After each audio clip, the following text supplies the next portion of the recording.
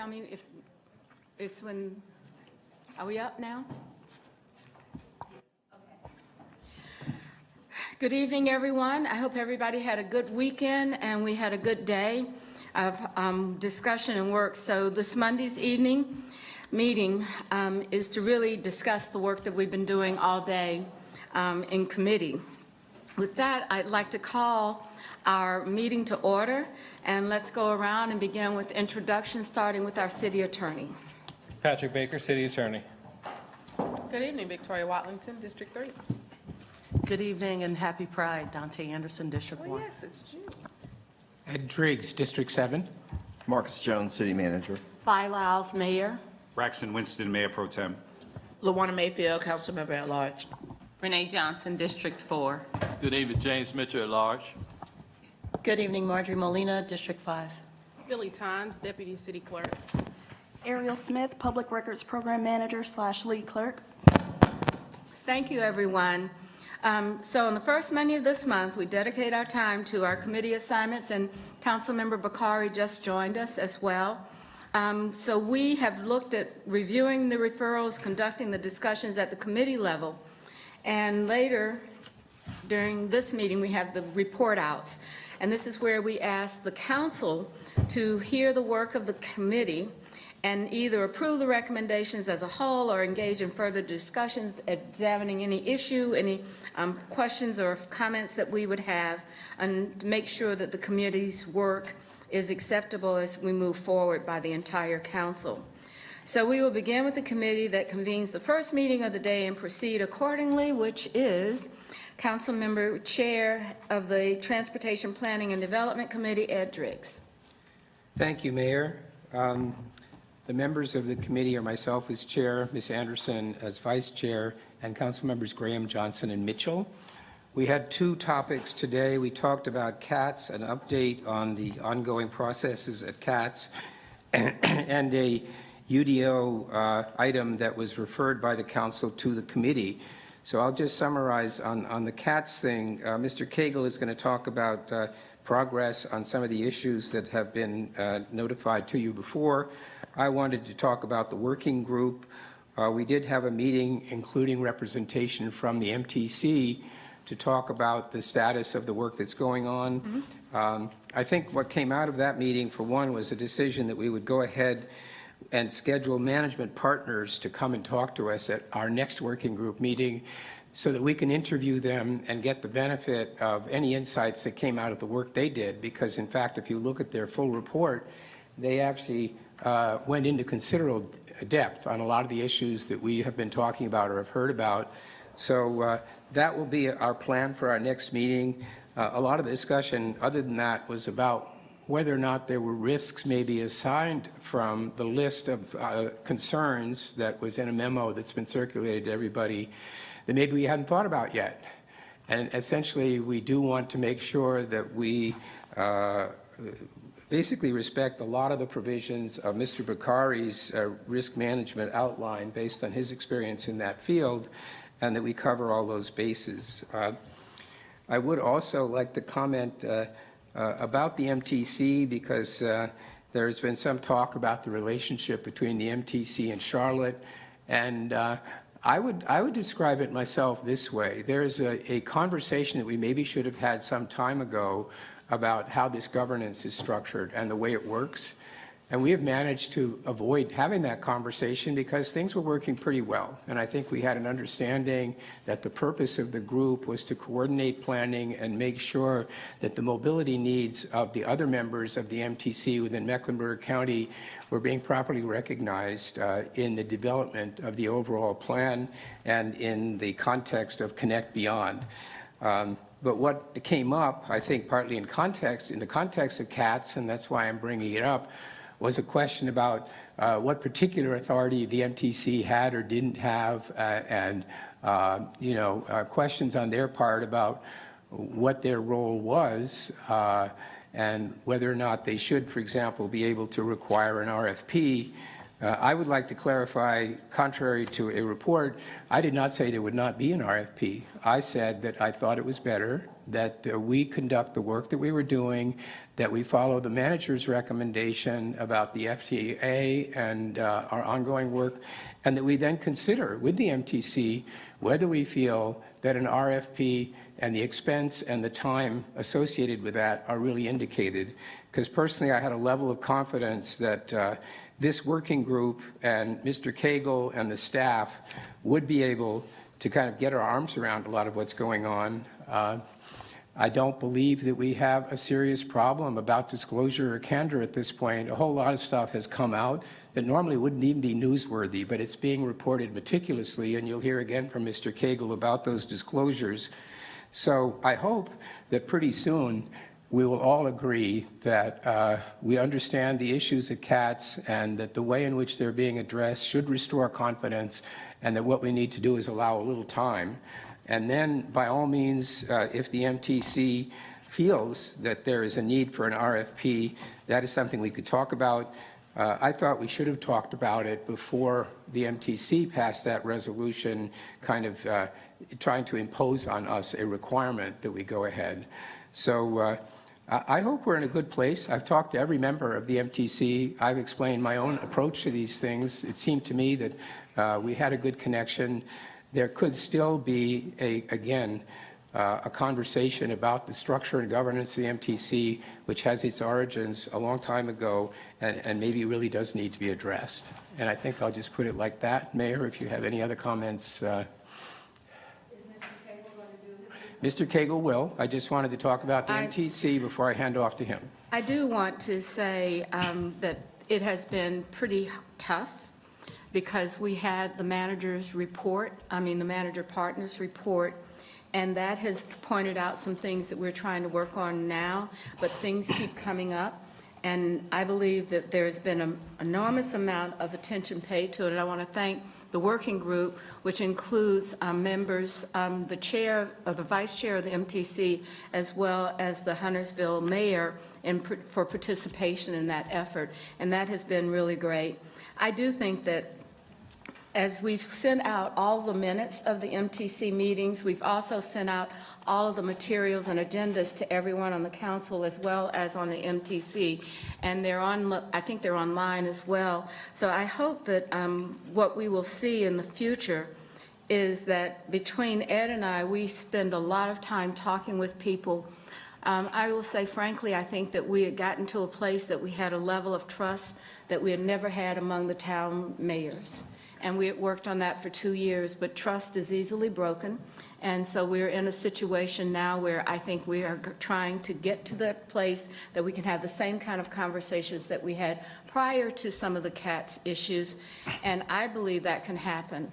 We're going to hear more about how it's going to happen from Mr. Cagle, and I really do believe at the end of the day, structure will be addressed, but right now, we're trying to address operations. The good thing is I was in Columbus for a meeting, and I will say that we are in the group of cities that have seen the decline in public transit.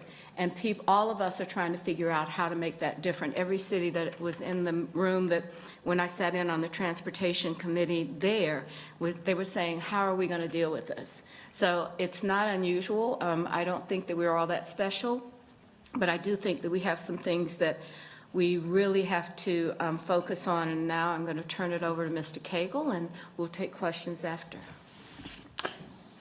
Yes, ma'am, and thank you. I will walk through the information that I provided at TPD this morning. The progress report, so we have created a progress report to help keep the working group, the City Council, and the MTC informed, specifically to certain items that were identified by Mr. Driggs in his memo, but it is a living document, so as things come on or off the document, it can change. So for update, I'll start with May 10th, 2023. There was an event that took place on a light rail vehicle. It was a derailment, but I want to first demystify that term a little bit.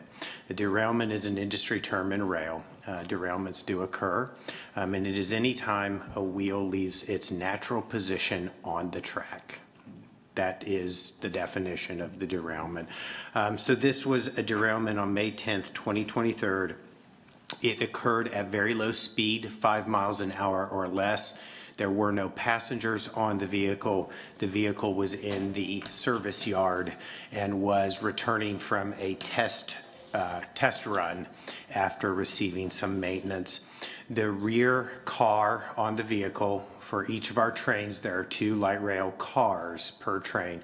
So the rear car, the rear axle came off of the rail, resulting in this. The root cause is currently being conducted, so we are working to determine the exact cause of this incident. However, upon initial review of the vehicle, once it was re-railed and brought into the shop, the maintenance folks lifted the vehicle and were able to turn the wheels.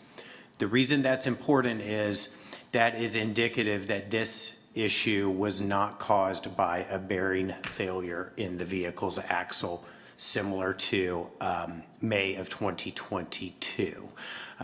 So they are working to determine the exact cause, but based on that initial review, it is unlikely that it was related to a bearing failure. I'll also note that our testing protocols for bearings, the heat tabs, I think you have heard me refer to those before. Again, those heat tabs were checked before the vehicle left the yard that morning and after the vehicle was recovered after the incident, and both before and after the heat tabs read below, at normal ranges, so there was no additional heat documented in that. As we have more information, we will continue to share that. Secondly, related to the maintenance required on the vehicle trucks or the wheel assemblies of the vehicles, we have concluded our negotiations with Siemens, and we are currently in the process of working to execute final contracts with them to allow us to move forward on the overhaul maintenance, the truck overhaul maintenance. Secondly, included in this package will be implementation of a new technology system that is deployed predominantly or widely throughout Asia and Europe, but not in North America. We will be we will be the first adopter of this technology in North America. This technology gives us much better information in real time on the status of the vehicle bearings. So literally, think about it like going to the doctor and they use the stethoscope to listen to your heart. This listens to the bearing and the sounds that it makes, and as those sounds change, it notifies us in real time. Thirdly, the bridge inspections and the parking deck inspections. Currently, on the bridge inspections, we have completed 32 of 38 bridge inspections. We have completed all inspections of retaining walls associated with those bridges, and we have finished all of the parking deck inspections. For the 6 bridges remaining to be inspected, they are being scheduled. They're in right-of-way. They're in areas that share right-of-way with heavy rail, with CSX and Norfolk Southern, and sometimes NCRR. So to schedule those inspections, we have to work around the schedules so that the inspectors can be safe while they're conducting the inspections. Those inspections are being scheduled and will be completed. On the parking decks, all inspections are completed. All parking decks, there were no critical issues found. However, there was one parking deck, the North Davidson parking deck, which is an employee-only parking deck associated with our North Davidson facility. This parking deck has been subject to legal settlements in the past. When the inspectors went out to look at this parking deck, they did note some concerning issues associated with the structure. they have asked us, and we have agreed in an abundance of caution, to close all of the elevated levels of that deck, which has been done, pending further engineering analysis. In addition, we are working with the city attorney's office to see what our legal options are, because this deck has been subject to prior legal action. Related to our staffing, I wanted to give you some updates on staffing. One, the department has hired Miss Elizabeth Prezzuti as our Chief Administrative Officer. Ms. Prezzuti has a career in transit, over 20 years. She actually worked for CATS in the early 2000s. Then she moved to Des Moines, Iowa, where she was the CEO of Des Moines, Iowa Transit Authority.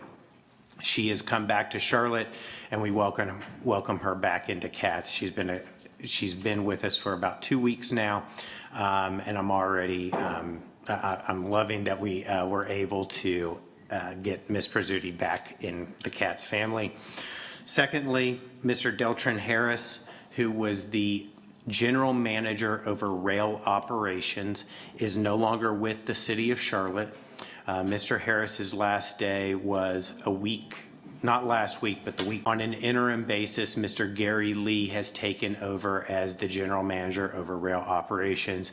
Gary has over 20 years experience in rail with Charlotte.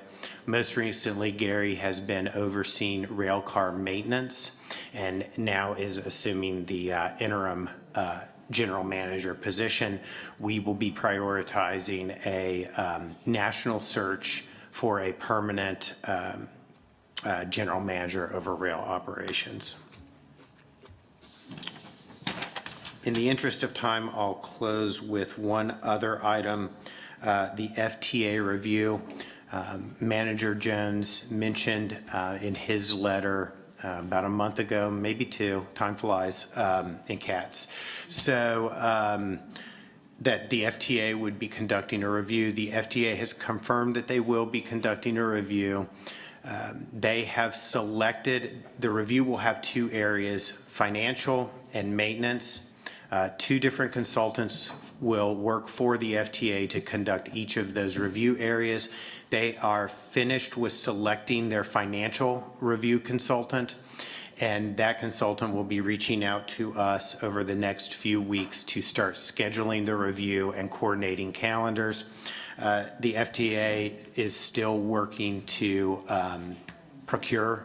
hire the maintenance contractor, but they think that that will be very soon, and as they provide me more information, I will provide that information to you and to the MTC. Any questions for the committee chair or Mr. Payne? Hearing none, thank you very much. Mr. Driggs, to the next part of your report. Right. So the next part, Mr. Cagle, thank you, as always, for the competence and personal credibility you bring to your task. We appreciate it. The second item on our agenda was the UDO, and in particular, a referral to the Transportation Planning and Development Committee from the council. And I'll just read from our slide today. During the May 22nd, 2023 meeting, City Council, there was an action referral for staff to recommend alternative options, including a schedule for potential changes to the UDO for allowing duplexes and triplexes in larger projects developing by right in residential zoning. So today we heard a report from Planning Director Craig that talked about what is currently allowed in the UDO, how the duplexes and triplexes are treated in comparable cities, and then some options for us to think about. So you can see the slides. I think you could download them online, but essentially all of the N1 variants, the A, the B, the C, the D, and so on, allow single-family duplex and triplex development.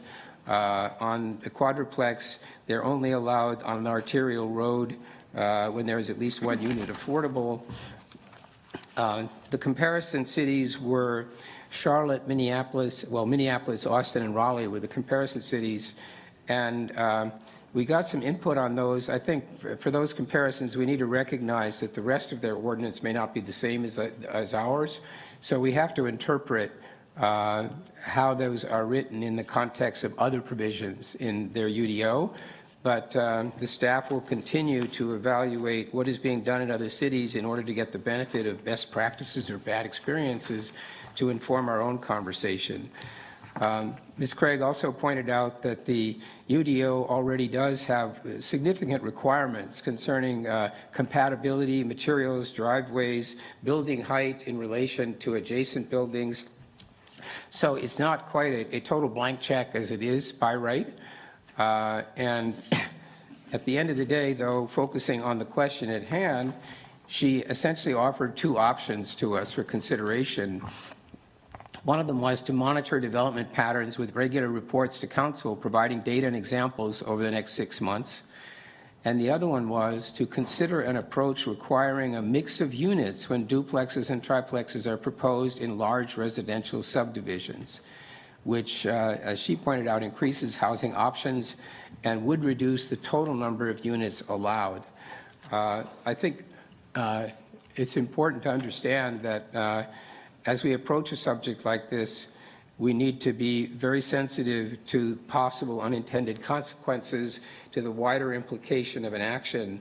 So what she is really talking about here is studying this, considering some possible options, and then coming back to the committee and council with recommendations. And that would be done. I had asked her to come in once a month and just let us know what is going on there. And then not entirely sure. She mentioned a 6-month time frame for the other option. But the unanimous conclusion of the committee was that we did want to go with number 2, i.e. aim at a possible council action that would address the question of whether or not the kind of development, some of the development that is being proposed in these N1 districts can be defined a little more carefully. And the only thing I'll say about that is what we are talking about here is a refinement of the existing UDO.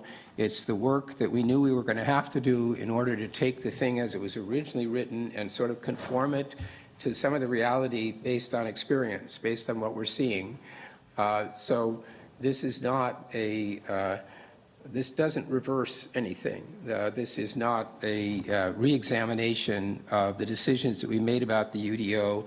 It is simply the fact that we knew it was a living document, and we will continue on a case-to-case basis to take situations where we have maybe an unintended consequence or other issues that call for a text amendment or a further study. I mentioned in this meeting that I think it would be good, as we consider the density in these areas, to be more mindful of congestion issues, because as we know, the way the thing was written, we're seeing some petitions being offered, and my personal opinion, this is not the committee, but I don't think that what we have right now, the traffic impact study, offers a whole lot of comfort on the subject of whether or not we're going to see relief in places like Providence Road, Steel Creek, and some of the other. So maybe a criterion as we consider the kinds of density that would be offered, available in these N1 categories could also be sensitive to that. But in any case, what the committee decided was to go with her Plan 2, let her and her staff work on it, report back to us, which we would then share with the full council, and see whether, as a result of that, we get a proposal that could be voted on by the council to make a text amendment or a change. And committee members, if you would like to add anything to that summary, please do. Ms. Johnson? Thank you. I just wanted to, and I mentioned this during the committee meeting, that I wanted to be clear and to be transparent, that the referral was not normal process in the UDO process. We know that we're going to be working on community benefits agreements, and there is some refinements. However, the referral to committee was outside of the normal process. We are looking at, based on concerns from the community, at looking at the policy specifically, like the referral was for the duplexes and triplexes in large subdivisions. So I think that it's fair. I mean, I understand the political aspect on this, but the reality is this was a committee referral that is outside of the normal UDO processing. The UDO was approved last August, and based on the new council concerned in the May 22nd meeting, this referral was made. So that's all I wanted to say. I mean, we see the article that the change is unlikely. I hope that we are not making a referral to committee with a predetermined outcome. It's my understanding that it was sent to referral based on a motion to send this to the committee based on the community's input. So if we sent this to the committee, which is, again, is outside of the normal processing, we all have to admit that, I think that we just need to be very transparent on that. So, Thank Ms. you. Johnson, I'm not sure what the normal process is to which you refer. I'm not aware of a policy that we have that describes what we can and can't do about the UDO. All I know is that our committee received a request that we consider this issue, and the staff worked on it and came back to us with their findings. And the outlook now is that on a monthly basis for a couple of months, we're going to get their recommendations and findings, and the council will then have an opportunity to decide whether or not a text amendment or revision is indicated. It feels to me like that's a pretty normal council process. Thank you, Madam Mayor. I think this topic is a topic that we need to be very careful about because it's easy to create confusion, in particular in the minds of constituents. I know I've received lots of emails and phone calls, and so have you all. And before I was on council and I watched these meetings as a private citizen, and you all were deliberating and debating the UDO. The tenure around the UDO has always been that it is a living document, and that there will be times where text amendments will have to be made. It won't be on a weekly basis or a monthly basis, but this is a new process for our city. It's just become on board June 1st, and so the regular process would be if there are areas where we feel like there needs to be additional attention, or it's not operating properly, that we do refer it to committee, and we do work with staff to do additional work to potentially make text amendments or potentially say we don't need to do that. But I voted for the motion when we did this at the last meeting, and I voted in the spirit that this is a part of the UDO process of being a living document. And it was certainly not, at least from my lens, a way to usurp the UDO or bypass the UDO or reopen or relitigate it. And I think it's a very cloudy subject, and the more that we communicate in an unclear manner about this, the further we confuse constituents. And this is an area where we need clarity and not confusion. Thank you. Mayor Pro Tem? Thank you. I just want to talk about the two recommendations that staff presented in committee.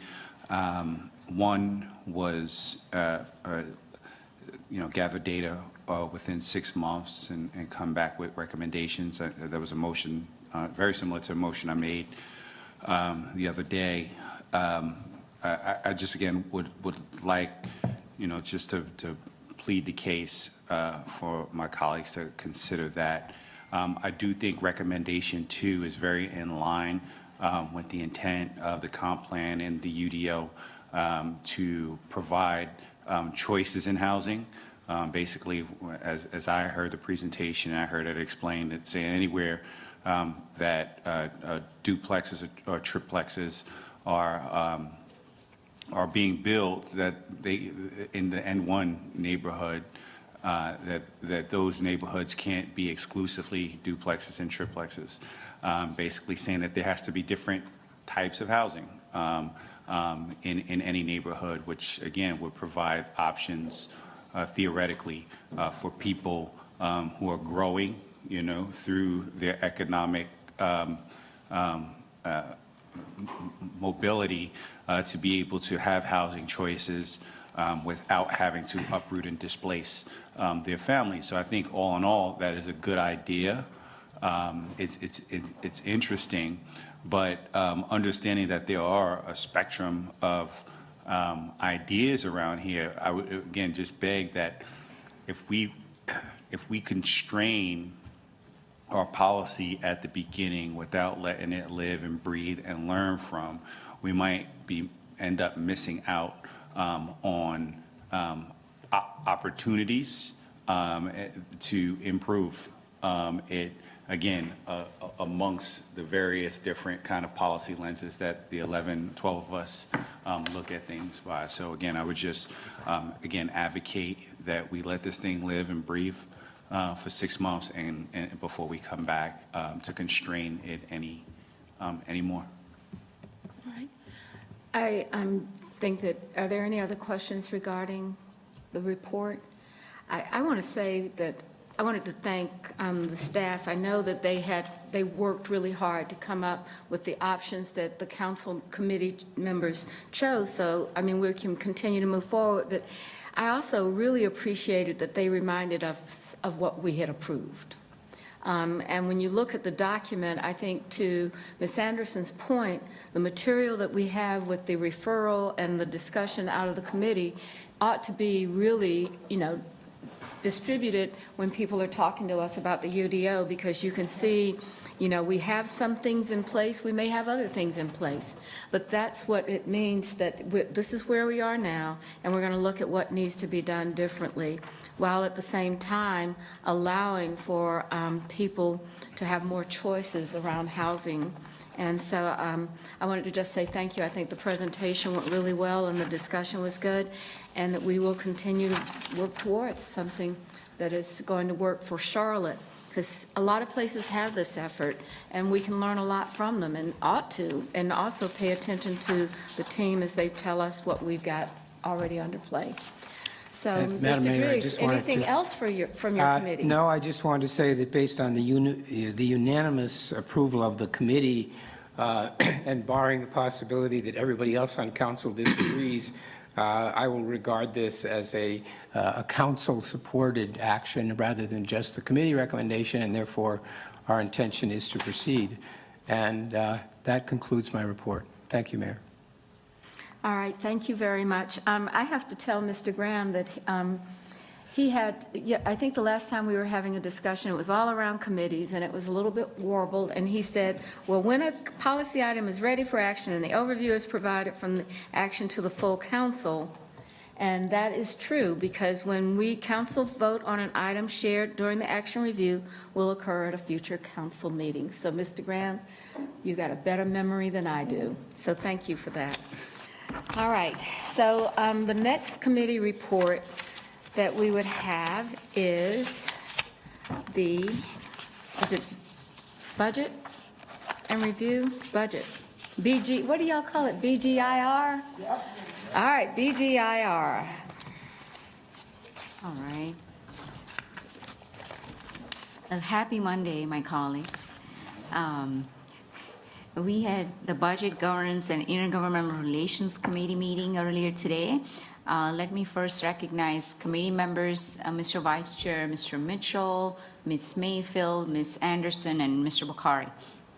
And so we had two agenda items today. First is a review of our attendance policy for boards and commissions. And second item was debt financing and hospitality revenue policy update.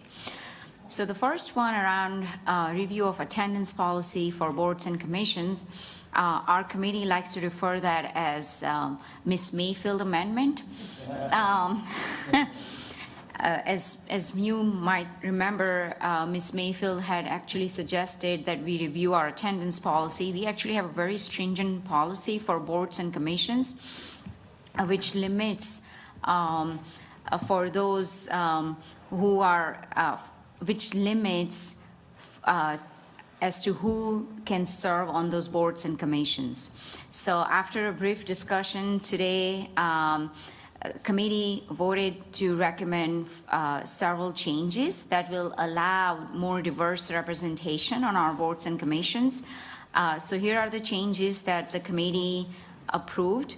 First is allow members 3 medical-related absences from regular meetings during a calendar year. Allow absences for funerals and bereavement. Allow absences for the birth or adoption of the board member's child for 90 days after the birth or adoption. Allow absences for military service, and requests for excused absences should be formally made in writing via email to both city clerk and the board staff advisor. So these are the changes. I mean, I can attest to one of this. If I was actually expecting a child while serving on this, I would not have been able to serve. So I think these are really good revisions that allows members who are serving on our country and allows absences that are, I think, critical. So I hope that full council will support these revisions. Any questions on that?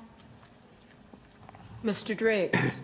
I'm fine with it. I'm just wondering whether that requires a formal council action. And if so, do we need to put it on an agenda for a future meeting?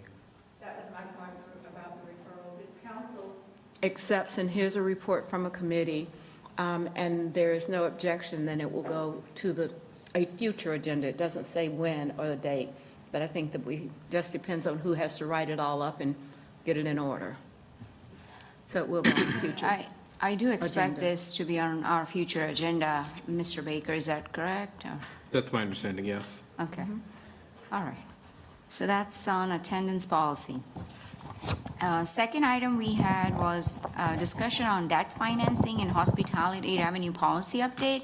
So for those of you who've been around, you probably remember that council had adopted a policy back in 2021, and that was an update on the hospitality revenue capital investment policy. I think that was Mr. Drake's, under Mr. Drake's leadership.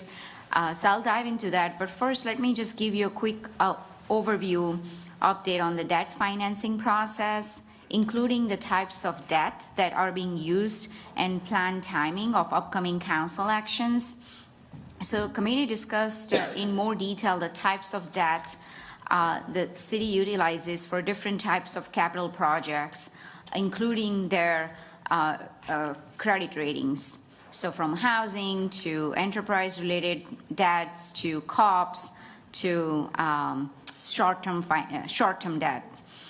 Committee also discussed the holistic capital project lifestyle, including the connection of council approving a capital project and the timing and connection to the specific approvals required for the debt financing.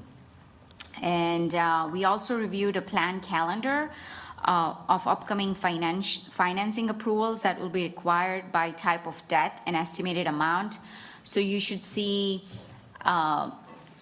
several actions coming in front of us for debt financing. First one was for affordable housing. A second one was for spectrum renovation. There is a municipal debt that will come also in front of the council, and there is one more. But there's a detailed list along with the timeline. Mr. Bergman, if you can just pass that on to the full council so that everyone has that calendar in front of them. Let's see. And what else? And yes, there were several questions that committee had asked as to what additional debt for affordable housing will look like for neighborhood improvement, transportation projects, all of that, what that could look like for future budget cycles. So that will be part of our follow-up report. Okay, any questions on debt financing before I just give you a quick update on hospitality revenue? Any questions on our debt? I feel obliged to make a comment. I'm sorry, Mayor. Mr. Driggs? I just want everybody to be aware, our steady state debt incurrence analysis implies that if we were to contemplate new borrowing for a particular purpose, that would have the effect of lessening our ability to borrow in future periods. So I just want to approach that with a lot of caution.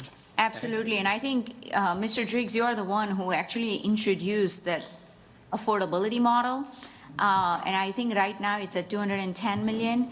It was a little bit more, but because of the increased cost in borrowing, now it stands at 210.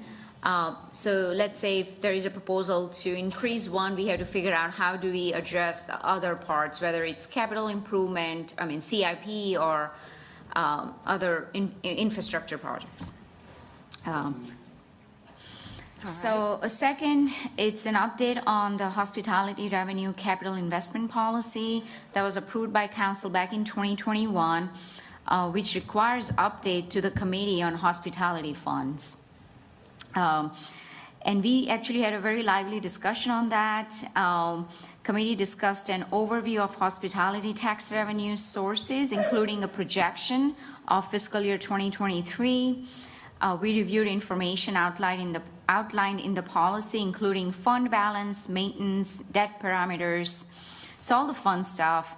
And then committee requested some information on how the tax revenues are paid and whether there are opportunities for differentiating resident versus visitor payment and or benefit.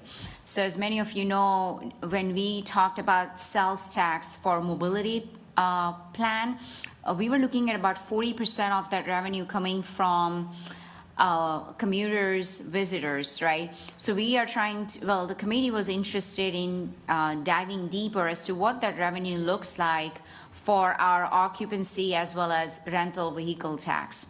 So we'll get more information on that.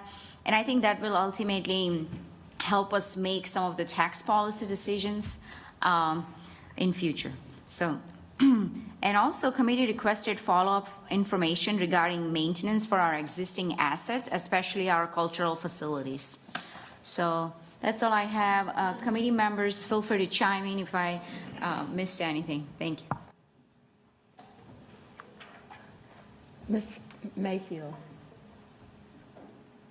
Thank you, Madam Mayor. Thank you, Madam Chair. You captured all of it. I just wanted to give a little bit more background. When I asked about looking at what our taxpayers in the city are already paying, and when we look at hospitality and tourism, so I gave the example of Walt Disney World as well as Orlando Studios. Regardless of what's happening in Florida, if you, as a resident, you paid a very different rate for accessing those amenities than you did if you were visiting from outside. Something I miss dearly from having to give up that Florida license. But when we think about the fact that our residents are already paying taxes for the city and the county, if you live in one of the MSDs, you're paying an additional tax. What are we doing to give back to community? Because if you've been in Charlotte more than 10, 15 years, you remember a time where we had multiple community festivals, events, different things that your taxes had already paid for. We don't see that anymore. So it's getting kind of difficult to explain how we're being good stewards of your tax dollars, and we're doing all this because our tax dollars are paying for all this development. So what would that look like to be able to differentiate and to be able to let our residents clearly see a positive net win for what their taxes are paying? And also, I was trying to get clarification on, well, the request. We're going to have 75 million that's in the municipal goal in our housing. We have our 50 million in the bond. We had 25 rolled over. I asked for staff and want to present to this body for us to start the conversation of what would 100 million versus a $50 million housing trust fund look like. We know it's a $250+ million challenge. I don't necessarily believe that we're ready to jump to that number, but I do think that the community sees the challenges that we're having, and there may be some bandwidth. And when we look at our AAA bond weighting, so I asked for both finance and budget in collaboration, if they can bring back to the committee give us some numbers of what that potentially could look like as far as debt capacity if we were to go to the community with a $100 million bond ask on our next bond cycle, which will be next year, and to help council to start being prepared to have these conversations. Madam Mayor, I just want to highlight that we have a very good credit rating. So I just wanted you all to know that. So, yeah. Thanks to. The highest you could That was possibly have. Right, and Madam Chair is correct, which is the reason why we're speaking with Mr. Bergman and with the team, how can we better utilize that top rate, AA, AAA, even though we have a AA minus for the airport, and there's a reason. That's because one of our colleagues was like, why is it not A+?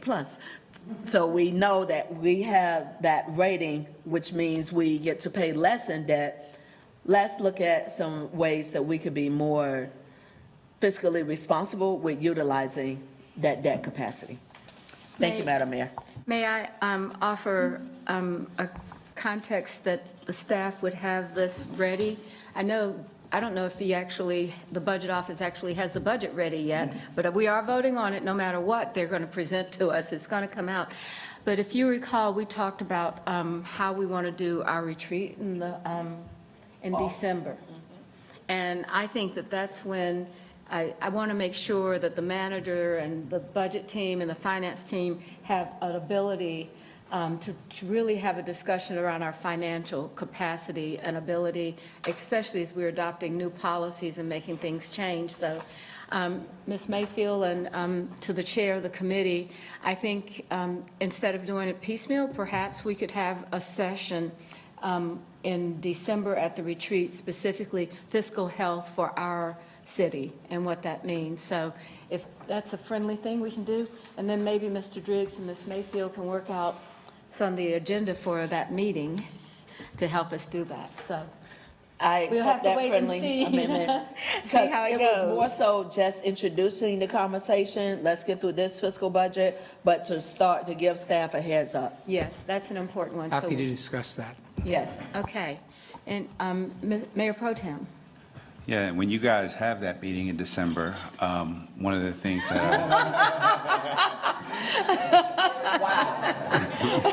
Wait a minute, wait. That's why the chair went down. That's why that chair is broken down. You're like, you know. See, you shouldn't have said that. Well, one of the suggestions, one of the requests I had in committee was to look at, be able to do a comparison of how these hospitality revenues are funded, who's funding them. And so my hypothesis is that when these taxes were created, it was believed that a certain class of folks were paying this, right? Visitors, not so much people who live in Charlotte, right? People who are coming in and staying in hotels, renting cars. My working hypothesis is that is probably still mostly true, but how has that balance flipped, right? We know that, for instance, there's a much greater number of people paying occupancy taxes because of the affordable housing crisis. We know that we have CMS buses pulling up and leaving a couple times a day to hotels and motels where folks who can't afford to or are unable to secure housing have to live. We know that, for instance, even the rental car situation, as Lyfts and Ubers and other ride shares, these are local workers now that sometimes rent. Again, how marginal or how impactful the balance is, I think it just might be I think it is a good conversation to consider in the overall tax policy conversations that you're having as it relates to what the impact is for people to be able to afford to live in the city. Is there a different way we balance it now? I don't know, but I think it's something that we should be looking at, because I just don't think it was considered whenever these things Yeah, were considered. I would agree with you. I think that the food tax was really the one that everyone understood, that that was going to be something that our residents would pay, and they would pay just like anyone else. But when it comes to the occupancy tax in the hotels, we've got, that probably wasn't a consideration. And so when we have, if we have a retreat in Raleigh, we're going to invite you over. Okay? So that I'll we don't host you. forget that. All right? Okay, so anything else from this committee, Madam Chair? No, I just would like to thank Mr. Bergman, Teresa. We have an excellent finance team, so thank you, Mr. Jones, for your leadership. All right. Our next committee report is from Jobs and Economic Development, Mr. Graham.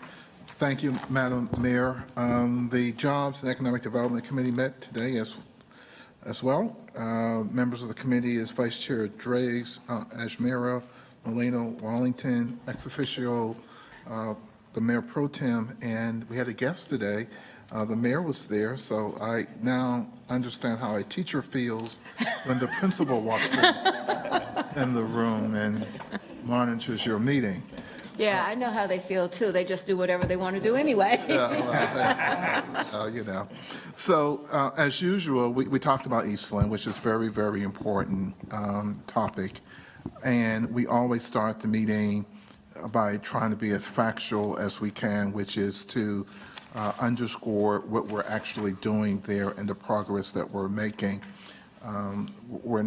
We understand the history of 10 years of waiting, but we're really trying to solve an equation that existed about last year this time when we found out that Tepper Sports were pulling out from 29 acres at Eastland. Last year this time, the puzzle was solved, and so we're trying to solve that puzzle. The progress underway is the groundbreaking was held August of last year. The first property closed with Crossing Southeast May of this year, which is for the senior affordable housing development. The expected delivery date for those is the fourth quarter of next year, 2024. Subsequent property closing for Q3 and Q4 of 2023 will be the mixed-use development partials. Anticipated delivery date on those is Q3 of 25, single and family townhouse development partials, first quarter of 2024. Single development partner and pre-development. The builder has submitted for design, review, and approval. Mecklenburg County conducting community engagement for their 4.6 acre park. They've already had 2 community meetings, which leads us to, again, 160 single-family homes that's being built, 260 apartments, 90 senior housing, 17,000 square feet of retail and office, the 4.5 acre Mecklenburg County Park, as well as the TIG that we approved 3 weeks ago, which includes $11 million for roads, parking, streets, sidewalk, traffic control, et cetera. I think it's really important that we articulate to the public what's actually happening there, as Councilmember Anderson has said, in terms of not confusing the public, right? There's a lot happening at Eastland over the last 11 months, which led us to our discussion today in reference to solving the equation for the 29-acre site that left undeveloped. We had staff made a recommendation, and we evaluated the 2 standing proposals, one which was the Carolina Serves. Staff evaluated that and made a recommendation to alleviate that from consideration. They also brought forward the QC East at Eastland Yards. That's the proposal that includes soccer fields. It includes entertainment venue for live entertainment.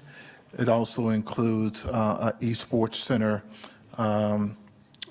which I think a lot of people are really excited about. I get so much emails in reference to that portion of it that's very exciting. It should be also noted that we did discuss at the meeting today the the conflict of interest that may or may not exist. The Attorney General said it doesn't exist with one of our colleagues, literally under 88% of ownership there. And I think you all received an email to that effect as well. And so there's clear, clean hands there. And so that proposal was moved forward for consideration.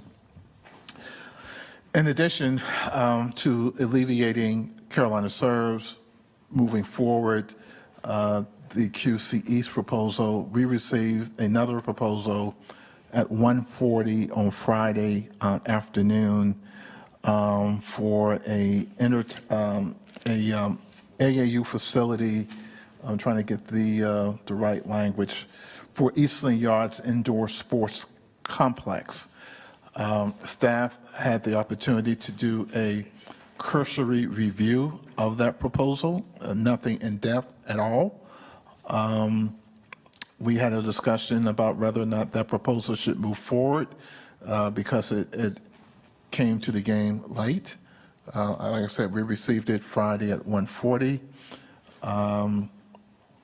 And again, staff did a cursory review of it and also recommended that it moves forward, and I'll use the words and I'll write up, potentially Eastland Yards Indoor Sports Complex, with a lot of due diligence needed to occur with that proposal.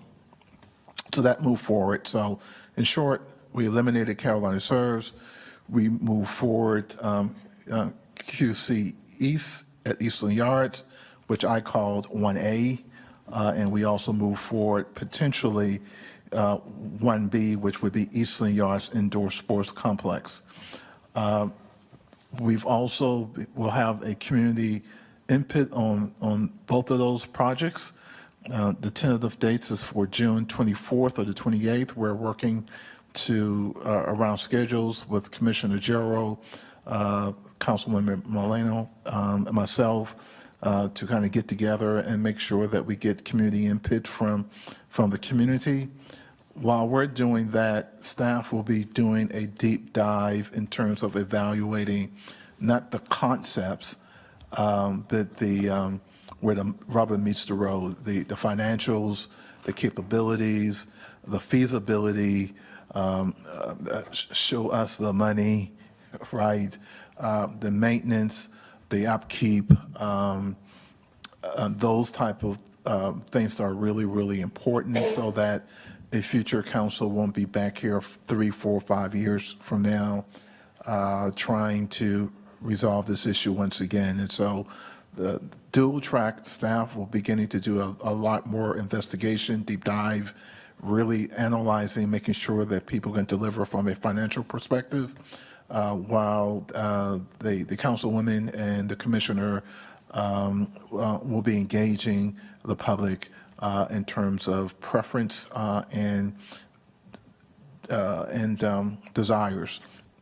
One thing that we want to do is make sure that we give them a comprehensive understanding of these proposals from the city's perspective. A lot of the community engagement that has occurred over the last couple of months were from the probationers themselves.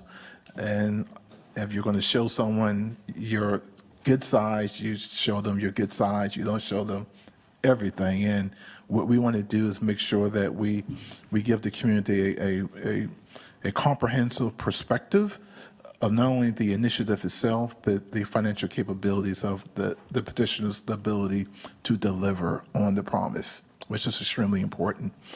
And so our goal and objective is to have that done relatively shortly, by the end of the month, and hopefully by our next meeting in July, that we make a formal recommendation to the council of the proposal of choice based on the background checks and feedback that we get from the community. I see there's one lone representative there from Eastland. I want to thank them for their patience. Maureen, I want to thank, she's been here for the last 3 months at every meeting. I want to thank the community for their patience. And as I said at the community meeting today, the goal and objective was to get it right. And I think that's what the councilwoman wants. I know that's what the commissioner wants, and it's what the community expects. And I think we're to a point now where we have 1A, 1B. I won't say a preference, but I know more about 1A than I know 1B.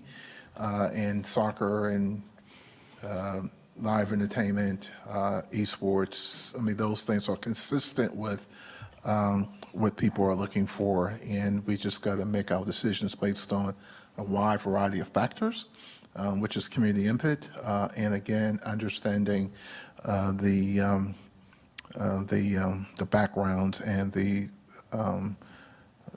performance, right? I mean, that's a brand new car without gas goes nowhere. Whoa, that's deep. And so do you want me to say it again? So we just want to make sure there's gas in the car for whatever proposal that we choose, and I'll yield the floor to my council members on the committee if they have additional comments. Mr. Driggs? Mr. Chair, excellent report. I would just note, my biggest concern in all of this is the conflict between soon and good. And I think that's what we've been wrestling with. The community is impatient. I do feel they feel that they've waited a long, long time, and so they need an assurance that we have the right level of urgency. I think we do. I think what the chair described is a very short time frame.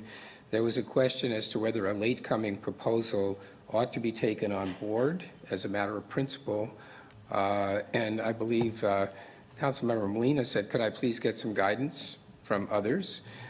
My own recommendation was that we not slam the door on it right away. I was interested to know what the community thought about it, like that we don't shut something out that maybe was appealing to the community. But I think, for one, the urgency is there and the funding is there.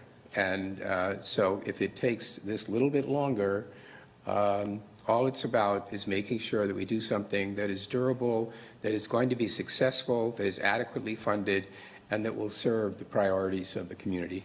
Thank you. Ms. Ajmira? Followed by Mr. Mitchell. Ms. Ajmira? Thank you, Madam Mayor. So I agree with what Mr. Driggs just mentioned. One thing that I did bring up at our committee meeting was just the financial stability.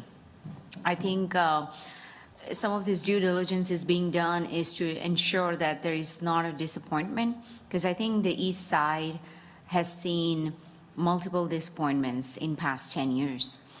And we just got to ensure that there is a partner that is at the table that's going to provide that sort of financial stability. And I know we did review both proposals, well, the two proposals that are in the pipeline, one where they'll have to go out and raise funds within 30 days, and the other one where 90% of it, it's going to come from them directly without having to raise. I was really wondering if that's what he said.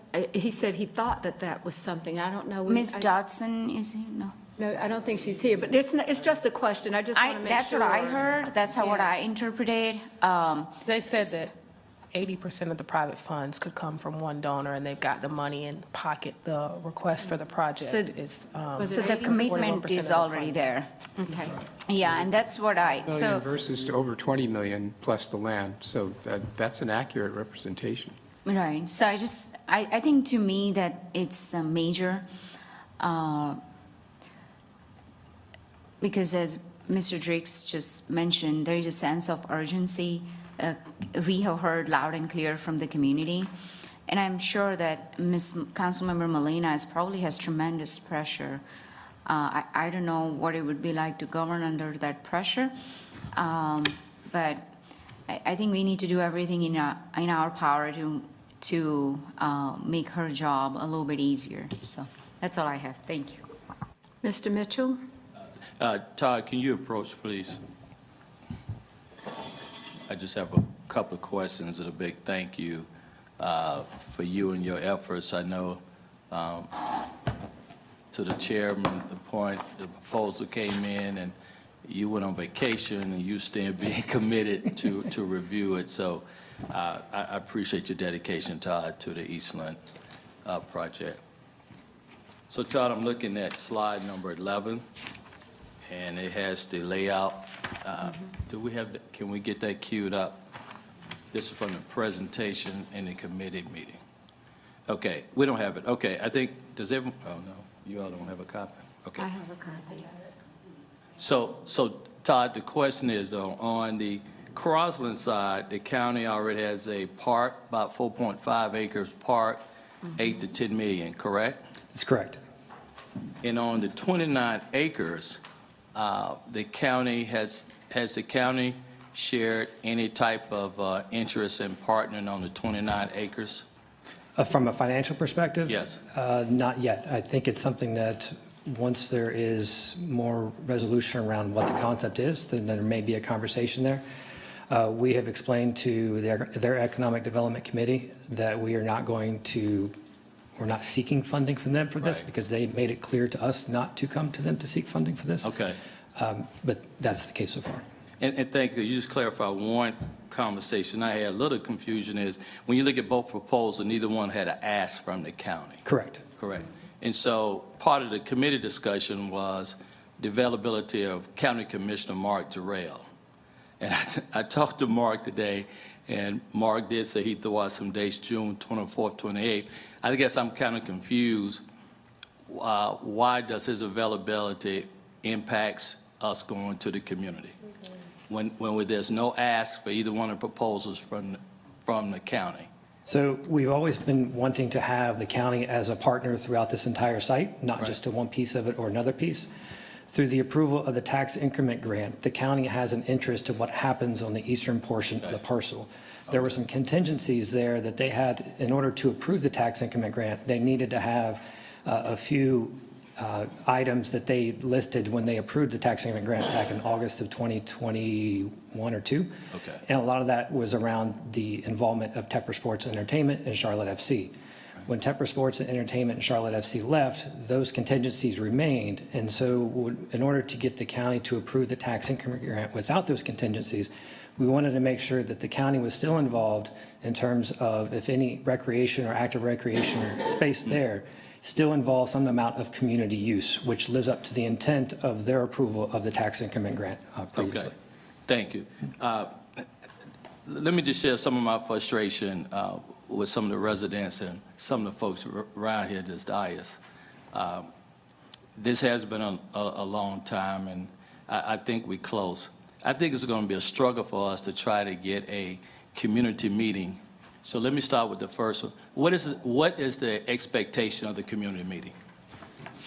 Well, let me just talk because I think it's really important.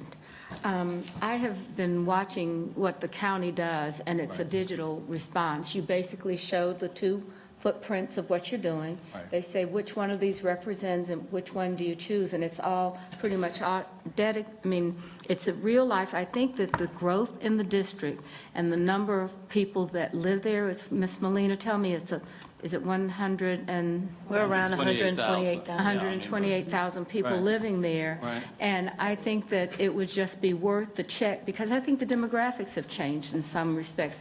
You've got some great communities that are, people that live in Far East, and what their needs are might be a little bit different than what we see in the immigrant community that has settled in there. So I thought it would just be a check that says, these are the two, looking at what we had from 19 years ago as the community and the leadership, and I understand that there are organized leaders that have held this thing and kept it on, I would say, kept the flame going, kept the fire hot. And I think that we know those, but I'm not sure that we know the other changes. I think it's just a good way to document. Well, Mayor, couldn't you take your June 12th city council meeting and accomplish the same thing as staff did a presentation? I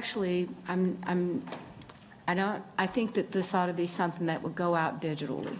Now, I don't necessarily mean that it has to be, that I'll leave it to Ms. Molina, in-person meetings for me, I think that doing what the county does, that you have the website, and then you get to do this. So it depends on when Ms. Askew can probably help us get this data thing together, but I don't have a feeling one way or the other on people in-person meetings. I think Ms. Molina might know better. Well, I mean, so I think what you're describing, Mayor, there was more of an IT function. And I think we should have had the capability to do a digital survey from our side. I just think you're going to have a struggle trying to get a meeting 24th or 28th. And my frustration is the 28th is after the 26th. We need to get this solved this fiscal year. That's just my preference. And so you got two proposals. To me, if you use our current calendar, you can do June 12th, have Todd and them do a nice presentation. We can have the website, they go on the Charlotte website, you heard the presentation. Give us your feedback on Monday, June 12th, instead of trying to coordinate calendars and hoping to get a large turnout from community leaders. And I just think logistically, how are you going to accomplish that in 3 weeks? Second. So I like do, your proposal. Was that a motion? I'm seconding it, so. well, I don't know whether the council can decide when they want to put something on the agenda. I just think that when we are talking about, when we have people sign up for public hearings, they're generally the same people that we've already heard from. So I would say that we don't have to have a public hearing on this because so many people have already come, but I think they're the same people. And as I said, I think the demographics are much bigger. And when you look at, if we got 30 people out of 128,000, if we got 10% of 128,000, that would be a lot more input. But that's up to the council and the process that, the council wants to have.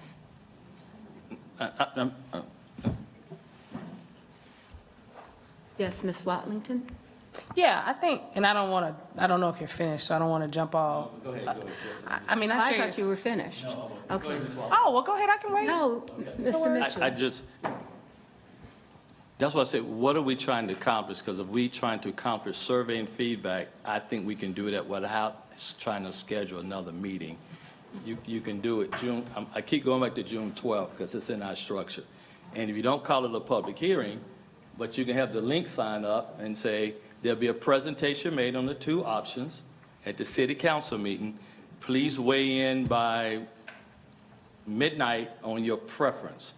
I think logistically trying to pull off something in a short period of time, and I'm going to say prior to June 26th, I'm going to keep encouraging June 26th.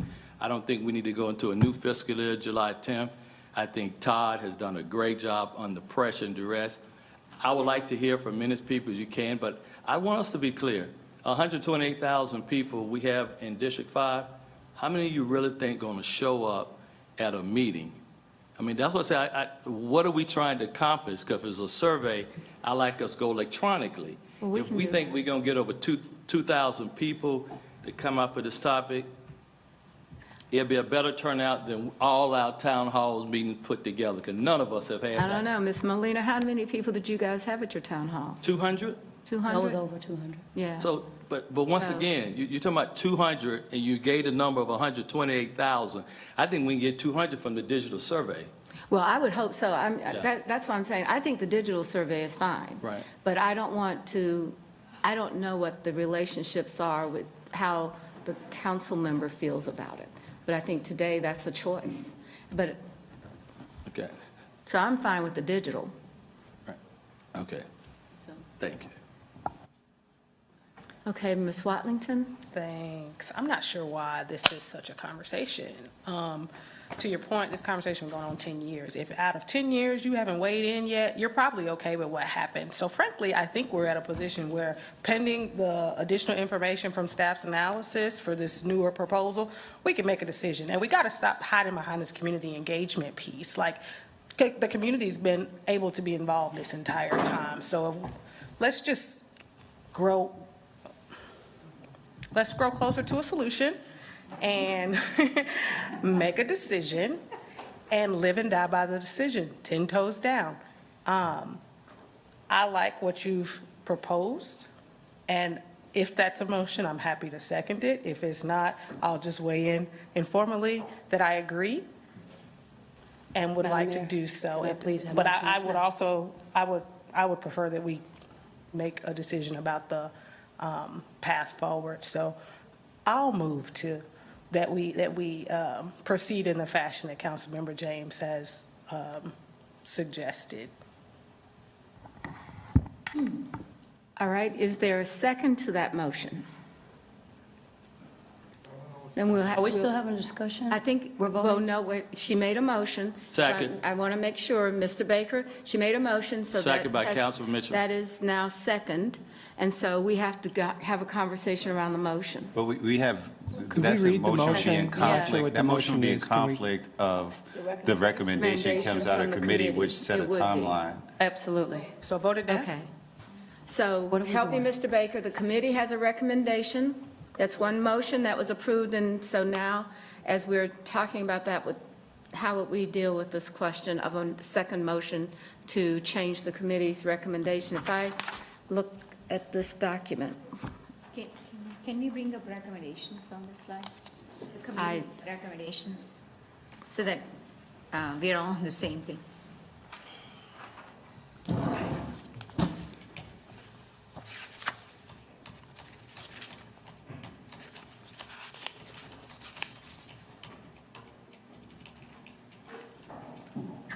So this is what you had, so this is what. Yeah, actually, I would, before that tangent went about, I had something that I wanted to say, if you don't mind.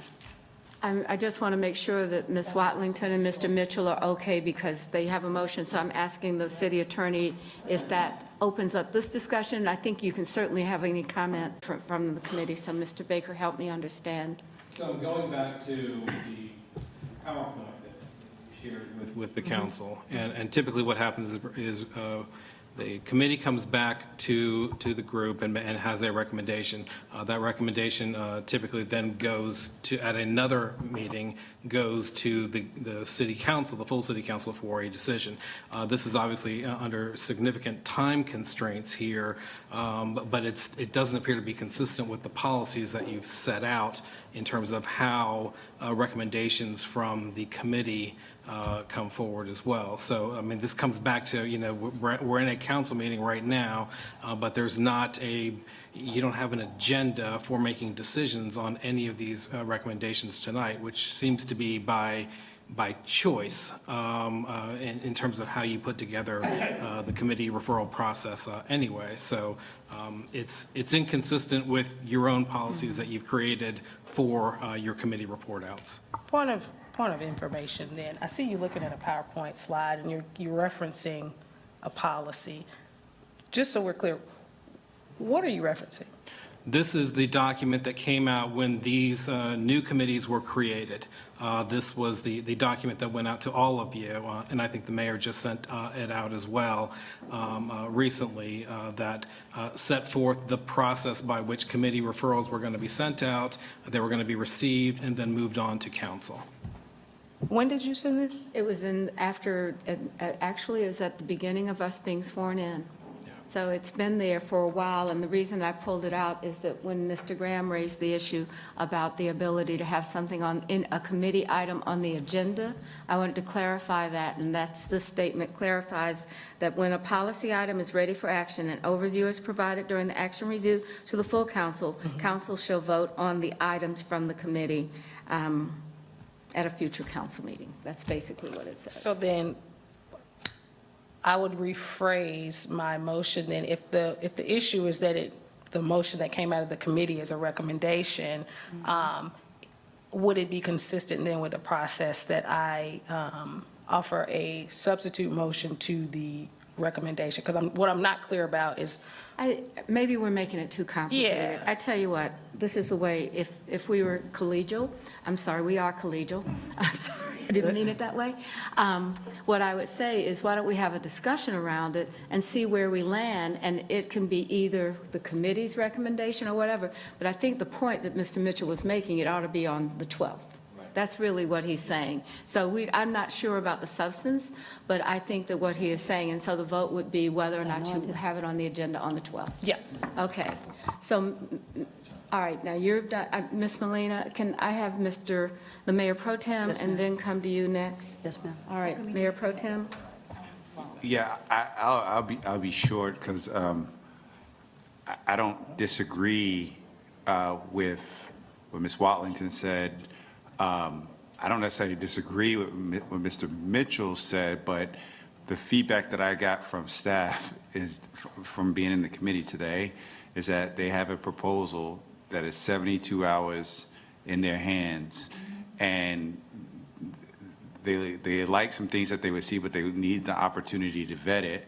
So, and part of what this time period has for the public recommendation is that they think that's enough time where they can get some more feedback back so that you can have a real, at least somewhat more clear presentation to staff to council and therefore the public. So, please, Todd, correct me if I'm misstating anything, but the time period that was set is with the anticipation of, we do have to get this done, but we have to do this in a responsible fashion, given the information that we do and don't have. That's correct. And so some of the things we were thinking about for the community meeting while agenda hasn't been set, like we mentioned earlier today, is really just reaffirming some of the feedback that we received during the 2019 community engagement effort.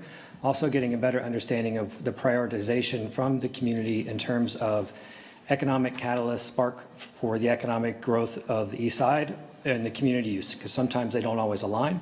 So I want to make sure that we fully understand what are the priorities there as we continue vetting these proposals. So we're also looking at setting up a website this week that will do many of the things we talked about with respect to a survey. We can have a host of questions on there that would be similar to a survey, where we can ask some of these questions and get some of that information at the same time. Thank you. Those are all my comments. Ms. Molina? Thank you, Madam Chair. I'm trying to calm down a little bit.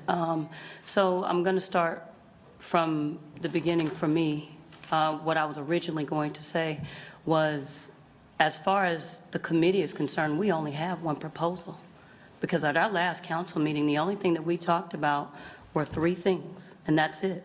We talked about a public option, we talked about QC East, and we talked about racket sports and entertainment. And that's all we know about. What came in on Friday is an option. And to say here in this council meeting that, oh, we need to not only not know what's going on, but fast track, and then say to the people that I serve, the people who email me, that see me in the grocery store with my kids, who hold me accountable on the spot because I live there, is what's at hand right now. And so I want to be clear about that. And so I asked the committee to have this new item that just came in to be considered, because after meeting with just 10 people, because that's all that know about it right now, except for the people who watched the meeting. 10 folk, that's it, out of 128,000. And just because they say yes, that does not mean that this is unanimously accepted, right? So first, it needs to be vetted. Second, it needs to be heard about, and people need to know what's going on. And the majority of people who at work, especially where I represent, because we got a lot of people who working class, where I represent working class folk who probably at work don't even know what's going on, and they're going to hear about a whole bunch of the secondhand. They may even like it. But to have this conversation all of a sudden that feels like, oh, well, no, we need to make a decision next week, when the committee ain't even, the staff ain't even vetted it yet, right? So you beg for an opportunity for it to be vetted, and then there's this opportunity like, I'm afraid to make a decision. I'll make a decision right now if it was the right one, but if it was not the right one, I will say hell no.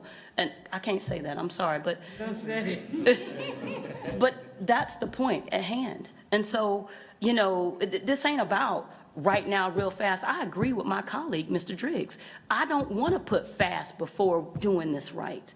Because that's what we owe the people who've been raiding 10 years. I'm not here for the blame game. I don't care who done what. I don't care what council it was on. I don't care when it happened. We are at a precipice where I've thought through every single one of the 7 districts, and everybody in this room can say that District 5, where I represent, does not have an economic catalyst. Nothing. I can think of District 1, it's the Mecca. I love you, sis, but you got the Mecca. District 2, you rocking over there with JCSU, you got a medical hospital coming, and you got some rock star people over there too.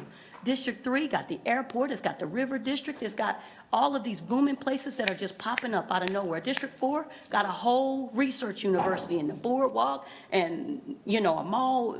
The mall is a contingency, but still, the mall and so many other things. District 6, good God, you got South Park, you got Partners, you just bursting at the seam. District 7, you got Ballantyne, you got, right? Tell me, I need one of you to tell me what we got in District 5. Tell me where you can drive in the district where I represent, where you can come and do one thing. Councilmember Molina's house. You come to my house, I'm gonna feed you, and you're gonna see some critters, but that's what you're gonna see, right? But tell me, if you come to the district where I represent, what do you see?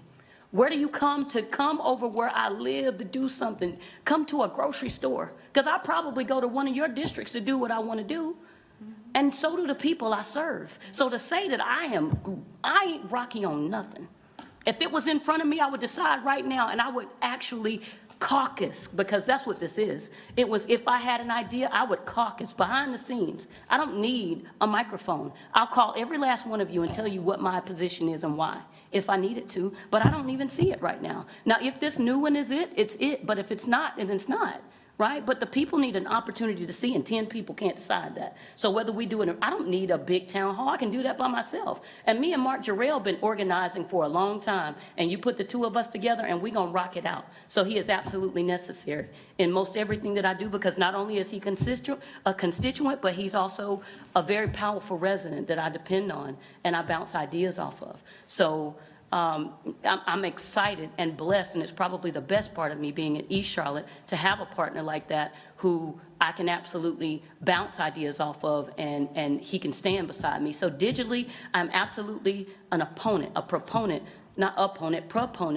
of having a digital message where we can reach the most people, to let them know what's going on. But I believe before we even do that, we got to make sure that we have two solid things to offer to them. I am not trying to ask for new information from them. Hey, what do you think? No, you know what? Here's what we got. Hopefully there's two, but maybe there's just one. That, based on what happened today, if there's not two, there's only one. So we also need to be conscious of that. We still got to vet the second one. So the second one is not even a true opportunity yet. So I don't even understand this whole we need pressure kind of deal unless we understand that we got two on the table, because obviously we may only have one. And I find that sad. Let me tell you something. The one thing that has caused me sickness since I have been sitting in this seat is the amount of, not even pressure, because I was born for pressure. Right? I am the queen of overcoming obstacles, and I'll go task for task with anybody who challenged me on that. That's not the issue. The amount of people that are disappointed because they live in District 5, because they have no access to economic anything, grocery stores, economic jobs. I have suffered from not having a job, and I got a master's degree, and I'm certified in everything. I could start a small school. I'm telling you that that district needs absolutely everything, and the amount of disappointment is heavy. So I know with 100% certainty that nobody represents in the same way that I have to. And right now, this is a decision that we all have to make, but understanding it intimately, I live walking distance from Eastland, and I have for 13 years. I'm a native North Carolinian, and I lived in Charlotte for 20 years. This ain't I'm thinking about it or I know what it is. No, I live there. I lived there, my children were born there, and I got to listen to people who email me, catch me in the grocery store, see me out in public, telling me their grievances every single time they see me. And they expect me to do something in 8 months. I done had to tell 3 people, I'm trying. But what can we do? It starts one vote at a time, and this is the beginning of that. So I push back on what just happened completely with every fabric of my being to say that we got more work to do. Now, if we push it up, that's fine. If we push it up, it don't even need to be a meeting. Look, I've heard people say, I've heard like 5 people, because that's all it is, about 5 or 6 people say that it don't need to be a meeting. But if you ask everybody else, you don't know what that is. So maybe it's a quicker meeting where people can't come. To me, the most important part of that is the digital piece of it. How do we reach out to people digitally? We create a website, make a QR code, send emails, put it on our social media. I'll put it on every single social media I got, and I hope that you all will too, so that we can collect as much data as we can. If you know a person who may even be connected to our district, maybe they can answer it. But, something where we can collect more information on what we have, because if we're two, then it's one or two, and that's it. And I need to be clear about that, because if not, we're going back to the drawing board. Or it's just one, because that's what the committee said today. So I think, to me, that's a more important dynamic of the conversation than anything else, is that if the second one don't even vet, then all we have is the first one, and that's what we're going to have to go with, unless we go back to the drawing table. So I don't care when that meeting is. I got a town hall, shameless plug, on June 22nd, and it is completely unrelated to Eastland. It's about the fact that we need opportunities and jobs. And I got a whole bunch of people that come and talk to my people about that. And I left Eastland out on purpose, because we need more than just Eastland. We need a whole bunch of stuff, right? So if we got two, great. It ain't about me. I don't need the extra anything. I didn't even necessarily say, oh, let me get out.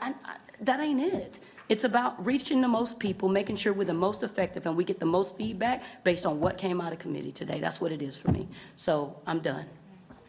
Okay. All right, so I think that, has everyone that has not had a chance to speak, that wishes to speak? I'll speak to the motion. Well, I don't think we have a motion. I don't think there's a motion right now. I Oh, guess that's what I good. would like, it might be helpful for the chair to tell us what we're vetting. I don't know how many, did everyone watch this meeting or Well, I thought it was participate two in it? proposals. I just want to make sure there's some clarification. There are two proposals. There are two proposals that. One has to be vetted, right? So Further vetted. Actually, both have to be further vetted. I'm about to say, how can you, so how long is it going to take staff to vet the two proposals? Well, Todd is back there. We've had the QC East proposal since the third week of April. And that vetting has already started. And got to a point where staff made a recommendation that we move forward with that. We just received the other one Friday at 1:40 PM. I didn't even look at it until this morning. I just got it. And so, respecting the councilwoman's desire to get more information in reference to the second one, we advanced both. But literally, no one has seen the proposal other than the quick review that Todd did, I guess, over the weekend to put on the presentation. No, I mean, no vetting of it at all, other than here's what they said, and we put it on a PowerPoint. Yes. There's no guarantee that this won't happen again in 30 days. Well, the only guarantee, and again, is to not accept the proposal at all, and then all we have is one. And that's a decision. That's the decision for That's this a council to decision. make. But the way this process is shaping up is there is nothing at all that prevents tomorrow, the day after, Well, the day after that, for us to be sitting right back in this same situation. well, So either we need to put some boundaries around this process, or we'll be subject to do this very same thing Well, again. the boundaries was, we can put boundaries, and I'm not married to any outcome other than making sure that they get the resources that they need for District 5, whether it's basketball, baseball, hockey, I don't care. I think what they want is a viable proposal that has longevity to it, right? So I don't care about the outcome. Now, we could have said today that we had a hard deadline, which was May 1st, right? We gave 60 days. You were at that meeting, Mr. Mitchell, and you complained that 60 days was too long. And then yet another proposal came Friday of last week, 30 days after May 1st. The committee gave the councilwoman a courtesy. We could have said right then, no. I would also say, Ms. Wait, Watlington. no, he has not finished. Yeah, we could have said no right then. And so I'm with you, Victoria, and I told you that early today. I'm ready to make a decision right now. But we have boundaries. Our staff is our boundaries. If this didn't have any legs, they would have said, we shouldn't consider this. That's kind of, and they said that about one of the proposals. So I'm just saying, When I say boundaries, what I mean is we're closing the door on new proposals. That's what I mean. We could have closed that door the day if we wanted to, and we didn't, and we can close it right now. Thank you. So can we make can your committee make a motion, close the door on the QCEs? two said proposals? Excuse me? On the two said proposals?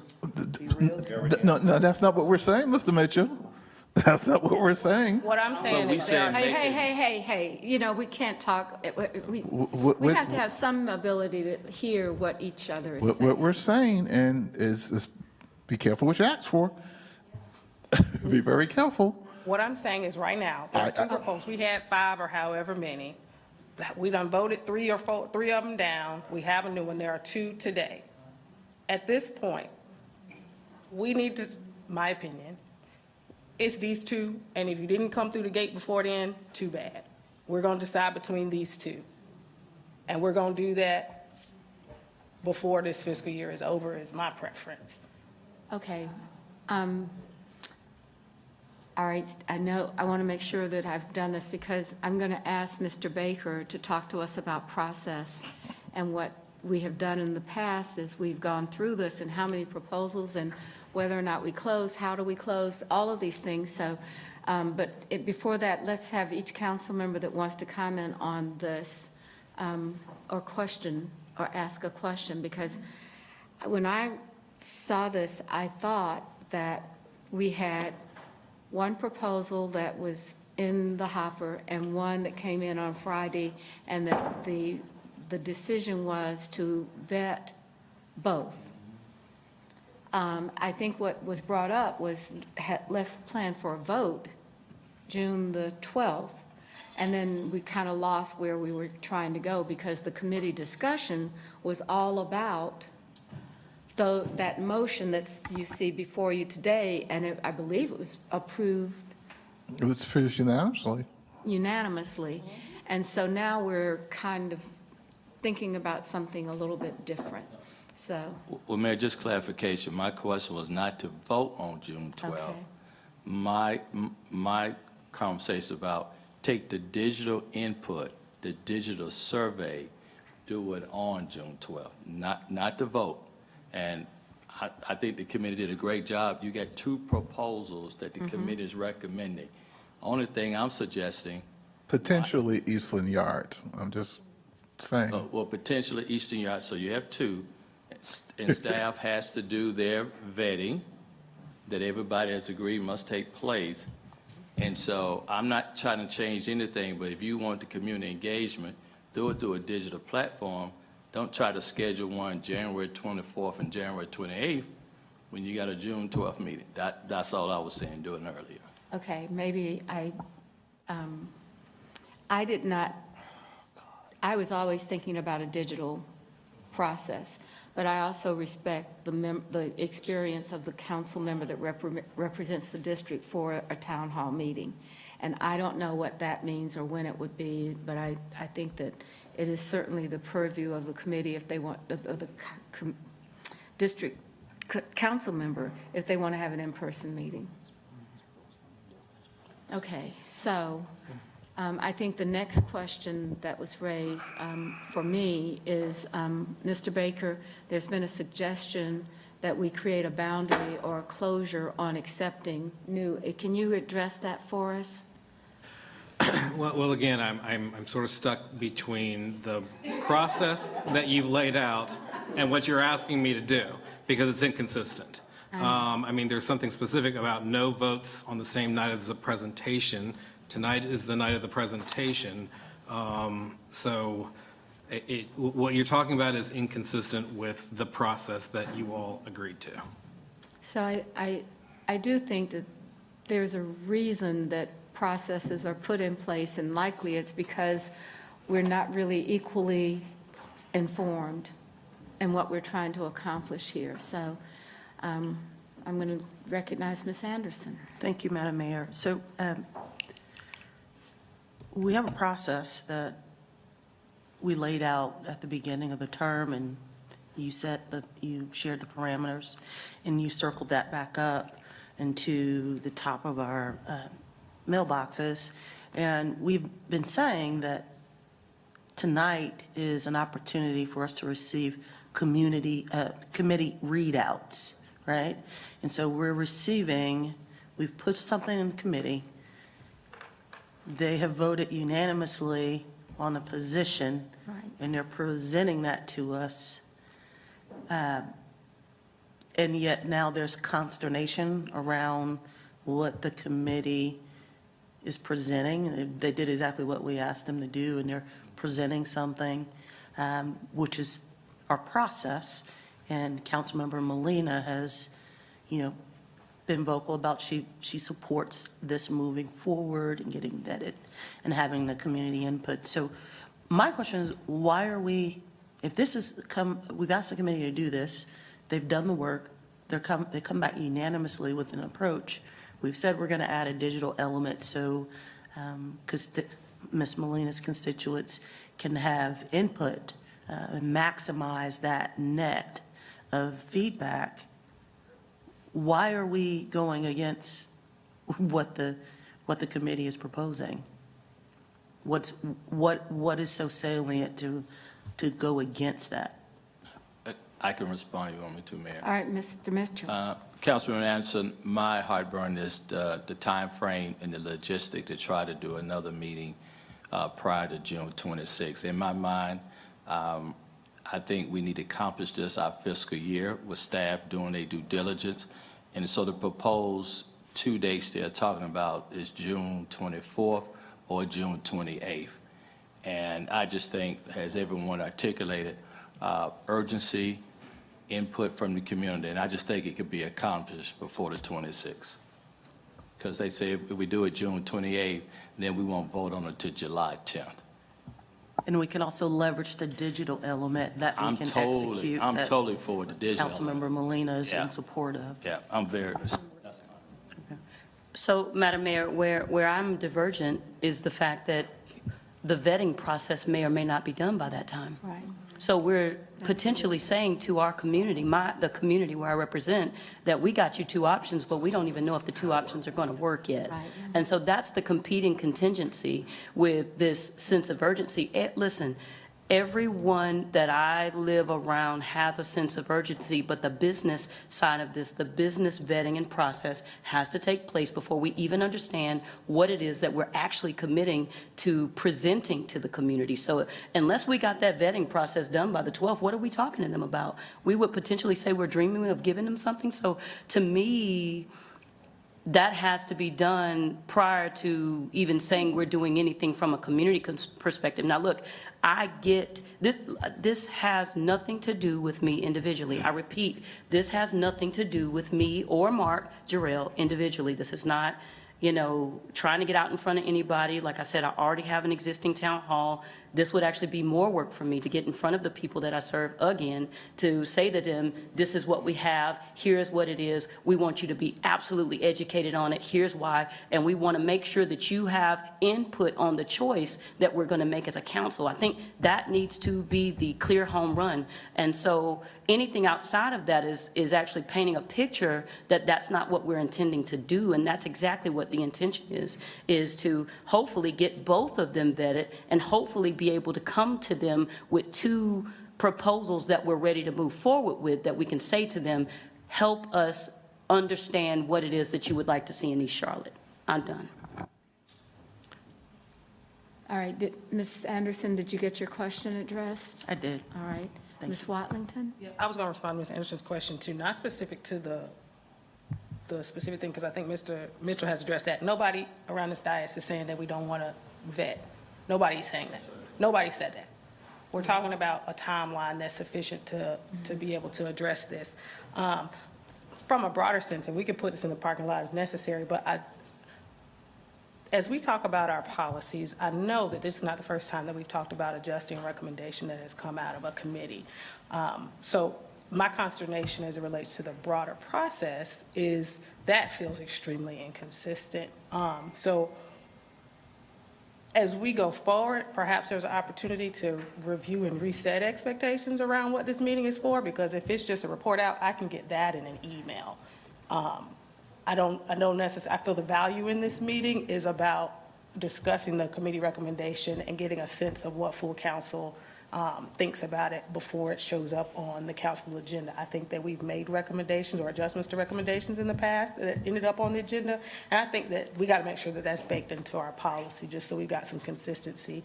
And then the final thing that I will say is, again, the piece specific to this that I'm trying to highlight is that at this point, again, there's nothing that would prevent the same thing from coming 30 days from now.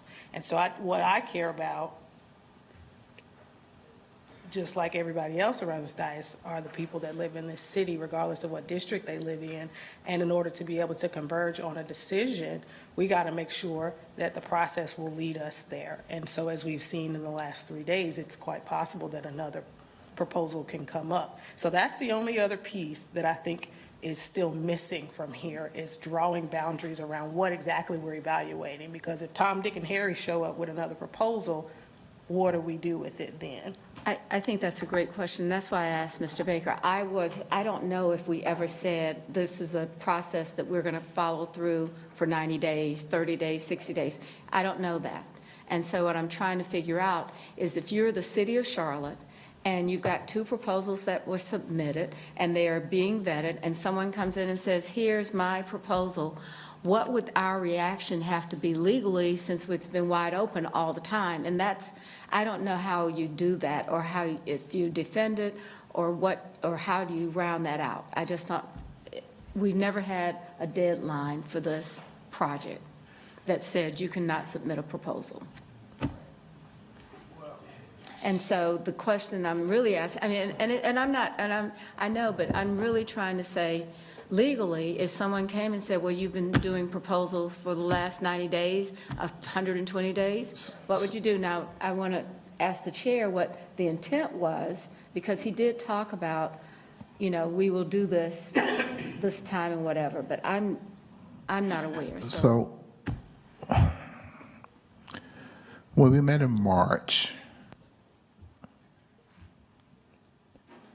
something similar happened, where Carolina Serves, who started this whole unsolicited bid process, revised their bid 2 days before the committee meeting. Okay. At that committee meeting, we said it was unfair to those others who submitted a bid that Carolina Serves had the opportunity to revise their bid, and they didn't. And we said very intentionally that we're going to give everybody 60 days to do any revisions. One, because Carolina Serves did theirs. Secondly, from my perspective, they all were lousy, and they needed to do a better job in terms of putting forth a true public-private partnership where the city wasn't spending 90% of the dollars. And then thirdly, we said if there were any others out there who wanted to submit a proposal, that they could as well. That deadline was May 1st. Okay? 2 proposals staff received.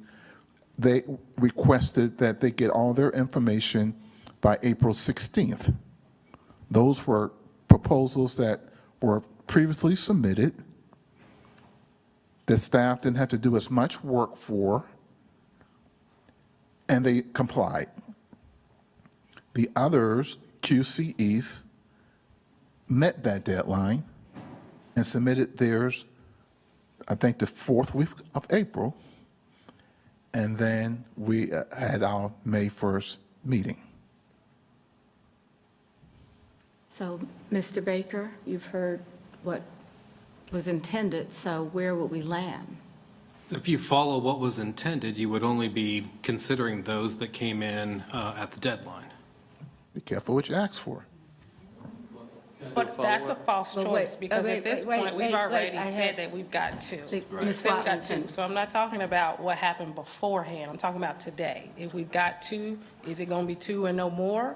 I guess what I'm saying is that what would happen if we said no more? I'm asking the attorney, what would happen if we said no more tonight? Or if and then someone came in and said, well, I want to submit, even though you've said this is no more tonight. Well, ultimately, it's going to be the committee that receives it to say, we've already got, we're going to vet those that are in front of us. And if we feel the need to go back out, you can go back out. Because keep in mind, this isn't an RFP process. This is truly an informal solicitation for a public-private partnership.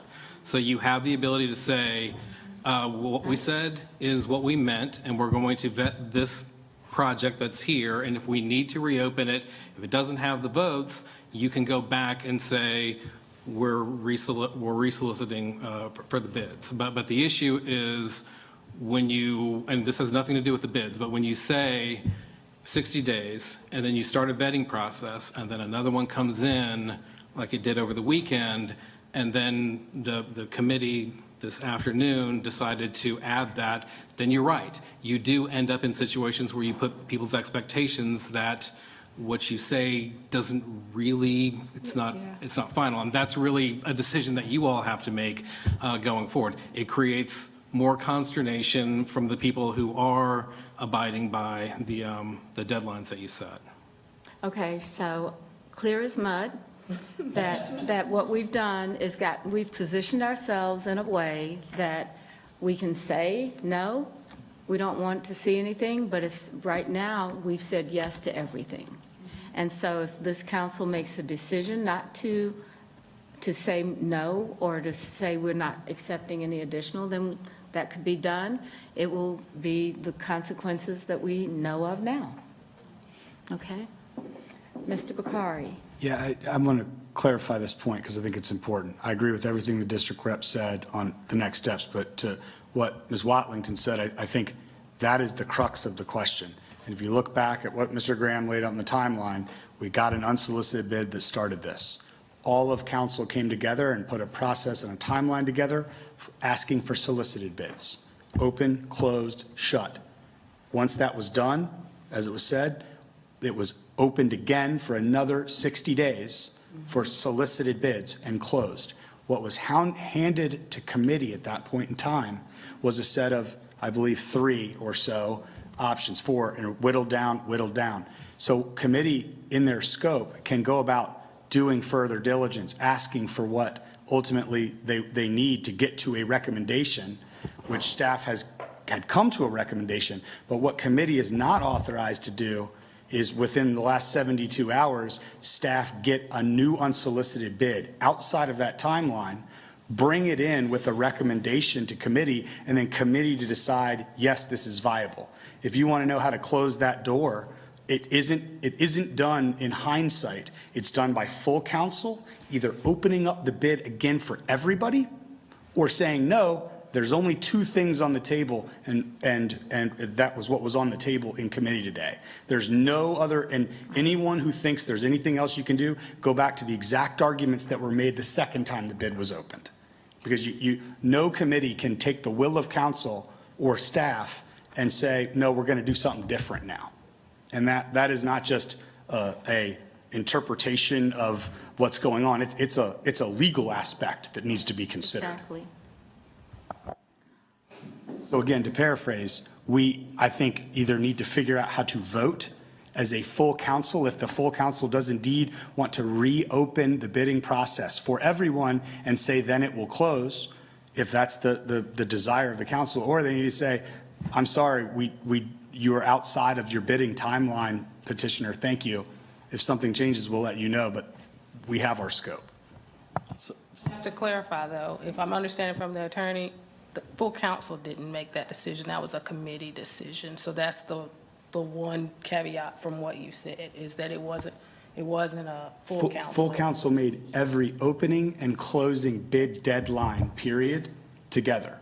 The only thing that a committee made outside of that was this morning deciding to vote forward one of the items that was not in any of those parameters. I think, And that's the question, because I don't know the answer We to don't that. know. I thought it was a full council, but I've been told that it was actually done by the Economic Development Committee, We not the full voted as a council. full group. Well, I remember when we sat around the dais discussing that. so we're going to. 60 days, remember? We all voted It on was a it. 60 We all day. voted on the 60-day window. We did vote on the 100%. 60-day. Yep. No bid period has so- been ever open where full council wasn't the one saying it opens on this date and it closes on this date. That is a crucial statement that has to be factual. So I don't have the agenda that took place on, but So, yeah, if you could do it. yeah, well, she's not in here right now, so we. Okay, so, all right. It says,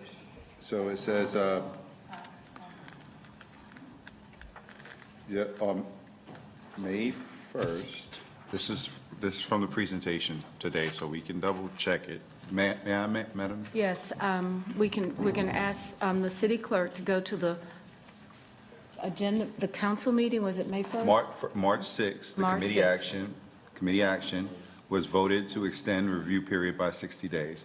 Direct the city staff to accept new proposals during extended review window. May 1st, the committee action was remove the recommendation from the Eastland Aquatic Center to further discuss a public option, and in August, return to committee with an update. Develop, distribute in May a scope of work for each proposal. It doesn't say if whether or not there was. Point a of full clarification on that. council On action. March 6th, just like today, first Monday of the month, we had committees. Committee discussed it. We came around this dais. Several members did not want that, what had happened there, and we voted as a group in this very room On at the March- 6 o'clock day. March 6th. I think As a full I think council. the question that we need to answer is, was there a full vote of council after March 6th? It was on March 6th. On March 6th, if the clerk can look at March 6th and tell us the response. I also know that we also have additional committee reports. Yeah. Do you think that? So can we do that while they? I was thinking while the clerk is pulling that up, we could go to our final committee report. Give us a breather, I think, from this one, and let's have the report from Housing Safety and Housing and Community Safety Committee. Thank you, Madam Mayor. I will say about this, if it happened on March 6th, we said that these votes were not council RCA, so I don't know if that even counts, Well, but that's a whole other discussion. Housing Safety and Community Committee, 2 items. Number 1, anti-displacement strategy. We heard from the Nest Commission. They shared with us their overarching strategy for anti-displacement. We'll hear more about specific recommendations come August. Second thing was the Housing Trust Fund projects that we wanted to talk about eligibility for projects under construction. The committee voted to recommend to full council that we do not allow projects under construction to be eligible for Housing Trust Fund. However, the committee is also requesting that we take a broader policy question under advisement in committee, whereas this particular policy question specifically stated that we were to determine whether or not projects under construction could be funded out of Housing Trust Fund. While the committee did not support that in particular, the committee would like for staff to conduct an investigation with our partners to understand what other funds might be appropriate and what circumstances might be appropriate in which to allow projects that are already under construction to request funds. So the request then is from the committee that we take that particular policy item into committee. Okay, that might be a good topic as we go through the budget in December as well, because they're closely linked, what's available for all of our housing initiatives and where do we want to put the money afterwards. So again, Ms. Mayfield? Okay. Yes, ma'am. All right. All right. I don't think that we have a resolution on the March 6th vote, which I think would be an indication of the council as a whole having a consensus around something. Not necessarily that it was on the council agenda. It was just that if I recall if that is. Mayor, can I ask a question? Yes. Before we go to that, still on the committee, the recommendation that came out of our committee, were there no questions from? I think most people are thinking about what to do about. I know, that's still gonna take a minute. All right. Because we actually had, like, ours was quick. We actually had a recommendation that came out of ours without any controversy. Okay. Are there any questions for the Housing and Public Safety Committee? Okay, then we are unanimously Right. good. Sweet. I would like, I know that we're looking at what we're trying to do for closing and opening, but I thought it might be good for Mr. Graham to talk as well. You know, Malcolm told me this afternoon he was leaving after this. But what I'd like to do is that the committee did have a conversation about what would be vetted. And I think that we talked about some subject matter topics, but now with this case, I think we actually have to begin to think, what does vetting really mean? And how does it work? Because I think we don't want to be back in the situation again. So, Mr. Graham, do you have? That's a staff question, and Todd, if you can help me out with that, because obviously the committee won't be doing the vetting, the staff will. Okay.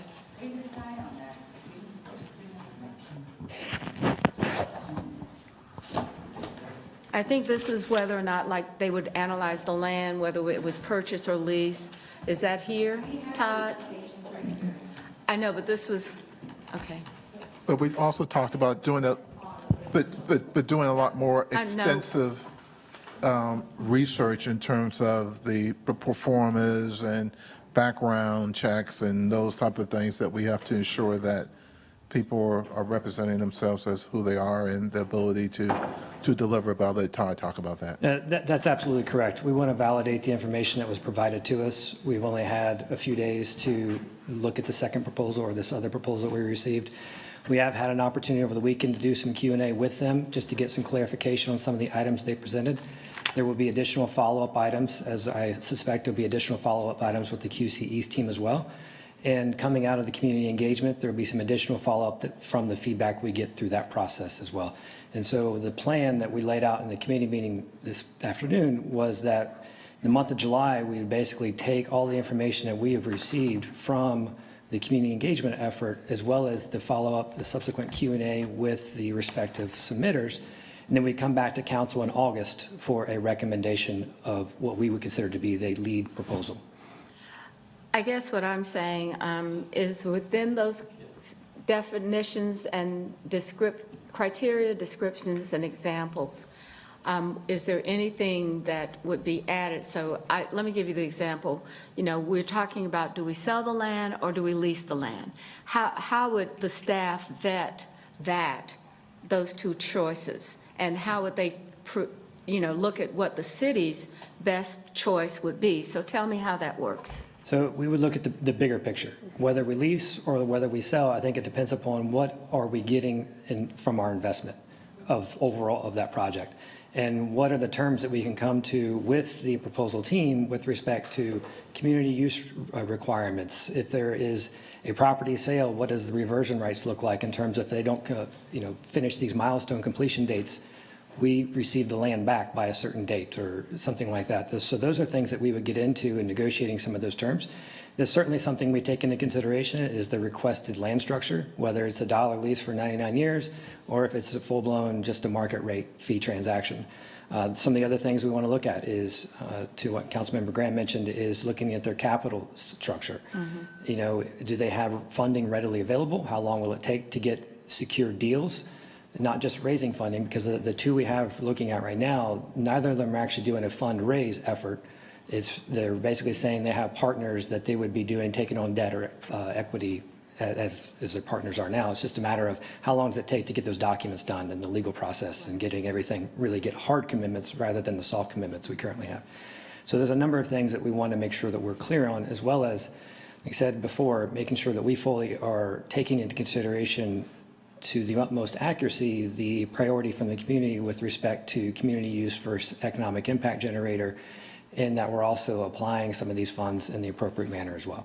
So there's a number of things we've got to work through. Ultimately, it comes down to receiving the information from each proposing team and going through a Q&A and follow-up questions with those teams and making sure that we are clearly understanding what they're presenting and how it works. That way, when we come back to council with a MOU or a prospective term sheet, that we are clearly articulating that to you as well.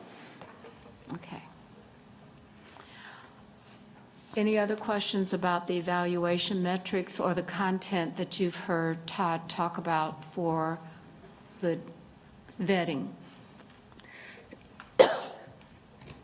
So make sure that if not, then we're okay with that. And if there are any others that we need to see or you want to suggest, let's figure out that we are going to have to do that in a way that everyone has an opportunity to put it on a list, I guess, and get it in, and maybe we can electronically.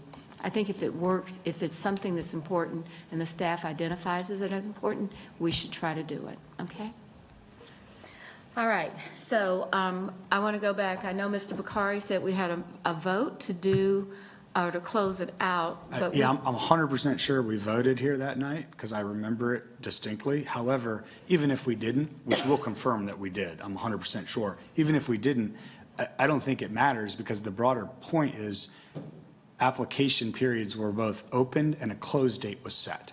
And whether that was done in committee or whatever, it wasn't done because someone sent us a bid. It was done because we opened up the bidding process.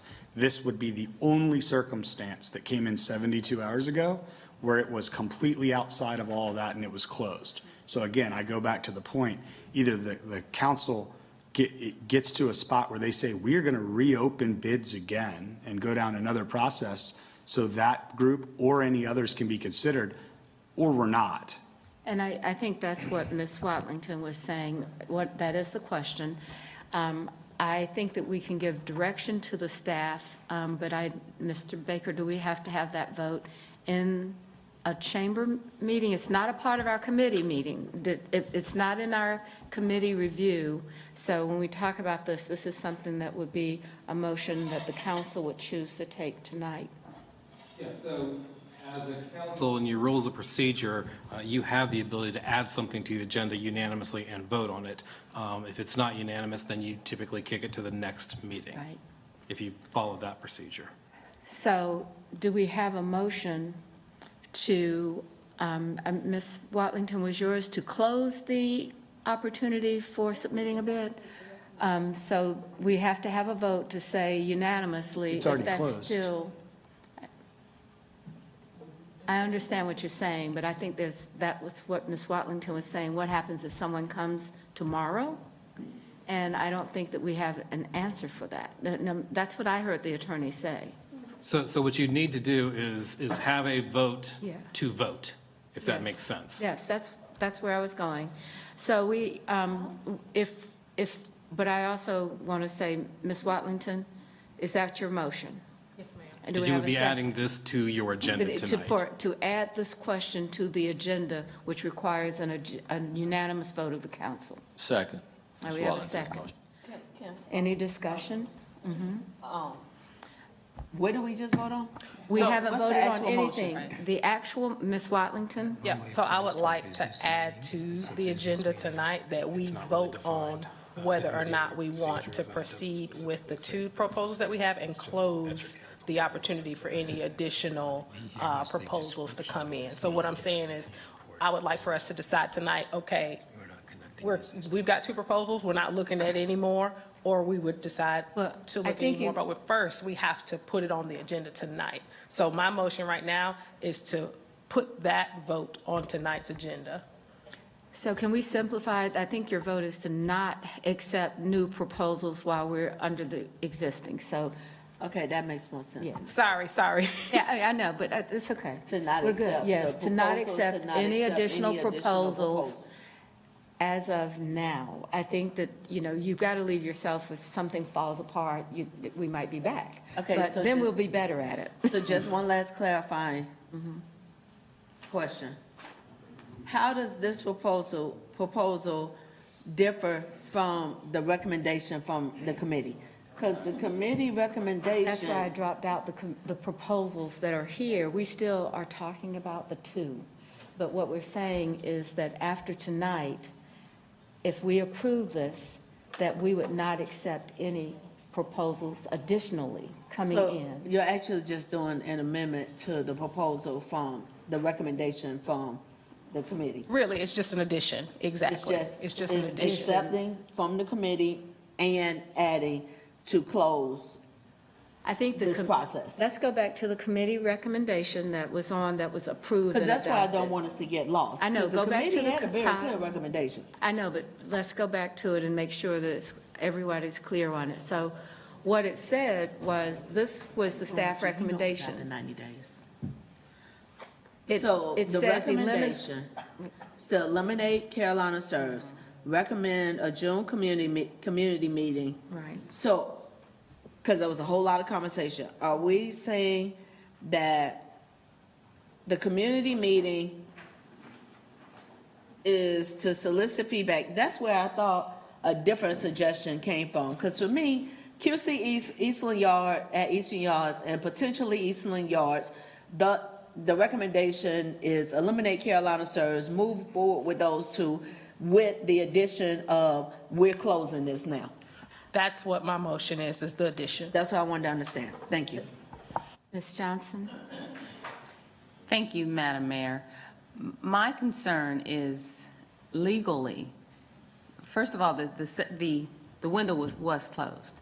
So we'd have to vote to reopen it, I guess, retroactively, and then close it, I think. But we also, is that fair to other parties who didn't know that it was open? Are we opening ourselves up to any litigation by closing this without public knowledge that it was open? And I wish I could tell you specifically, and I can't. I can tell you this: when you say you're going to do X, even in a voluntary process where you're simply soliciting partners, and then you start to do X plus 1, X plus 2, X plus 3, you raise issues that people may challenge. I've not been in a situation where we've been adding things to it without stopping the process, saying we're not satisfied with any, or we'll hold one and continue to review, and that's not what's happened here. That's the issue, is that there wasn't an addressing of the 60-day period as to whether or not you're going to do exactly what you've asked, which is to open it up to allow other people to consider. I think this is to actually get a sense of those two. We can always open it back up if we Yeah, I decide think not that's to, but I think that's the it. safest way if. Do too. Yeah, if like Mr. Graham said, the other petitions maybe weren't viable or whatever. I don't mean to put words into your mouth, I'm sorry. But if we've opened it up to this petition, I think to be fair and to protect the city, we almost at least have to give it, another open period. I know that we want to make a decision, but we also want to be fair and transparent.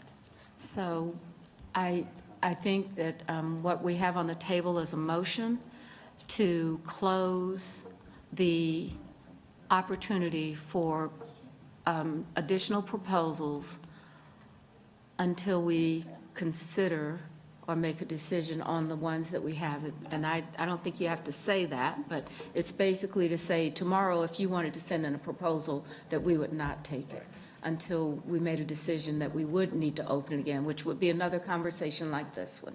Oh, that's not what I said. I know, that's not what I said. Okay, That's what I said, not what you said. I got you, yeah, I understand. You didn't say that. Okay. All right, so you'll have a chance to vote to put it on the agenda, or it requires a unanimous vote to put it on the table for tonight.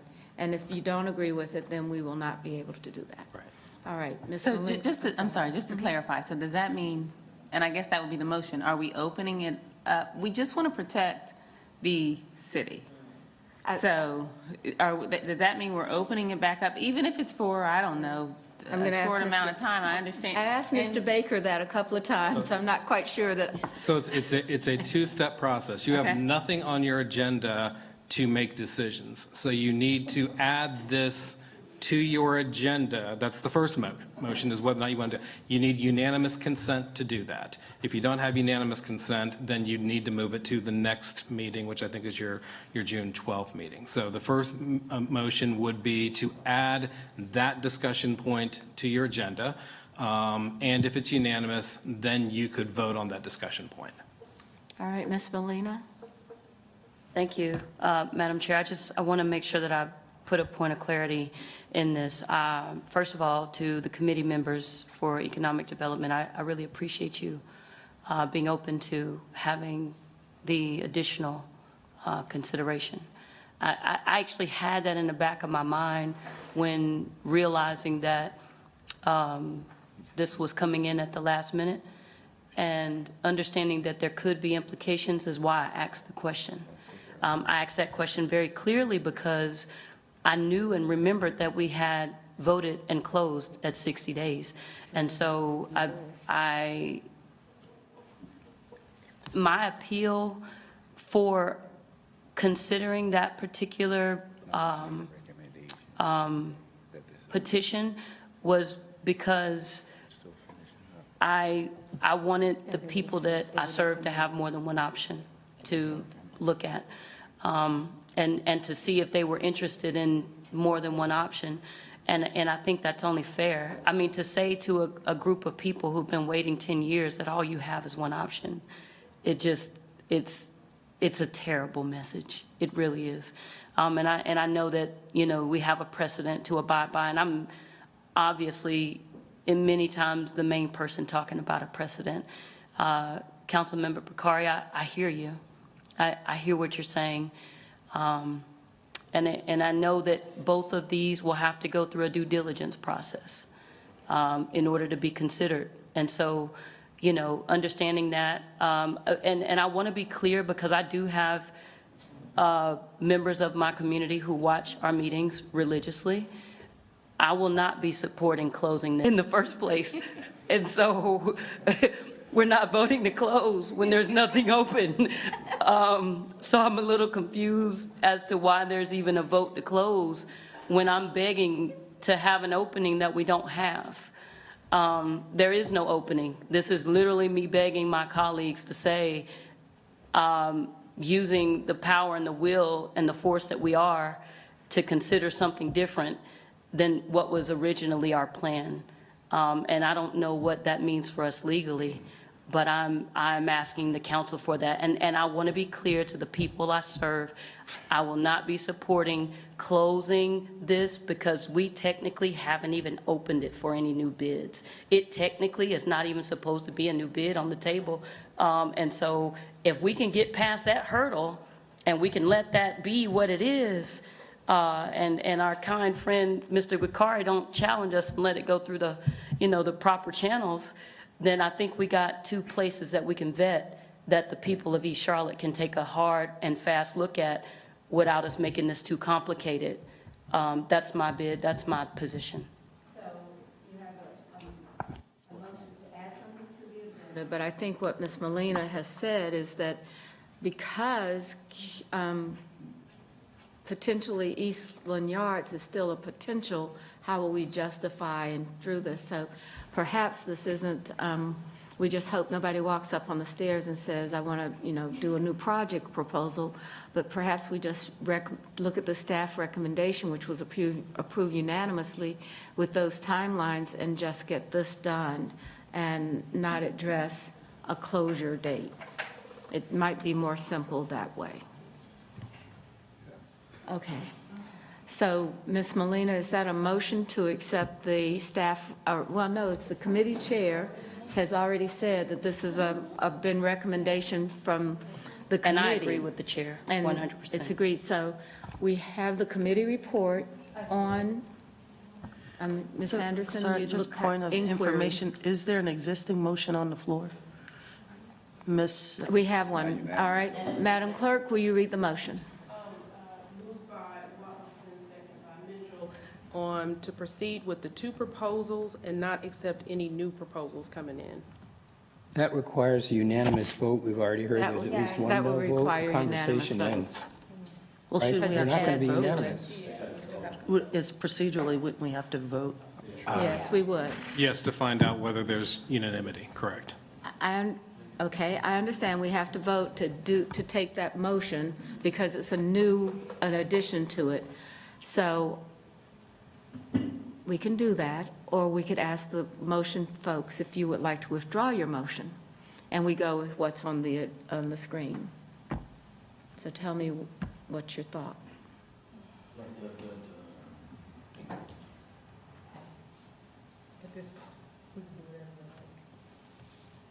I just need you to say you're withdrawing your motion, though. I understand what you're saying, but I can understand that, but it has to be. Withdraw my motion. Okay. Seconds, okay. All right, so now we have before us the committee's recommendation on the screen as read by, including some deadlines in there. And I want to make sure, because it says launch online site week of 6/5. Now, the county has a way to do that, so I think there's software that makes it happen, and it's pretty easy. I don't know if we've done it yet, but Todd, do you feel comfortable with that? Yeah, we're working with the communications team today and to get this posted this week. Okay, all right. With that, I don't think we have any further discussion. Move to All in adjourn. favor of the motion, please raise your hand to accept the committee's recommendation. I'm so confused.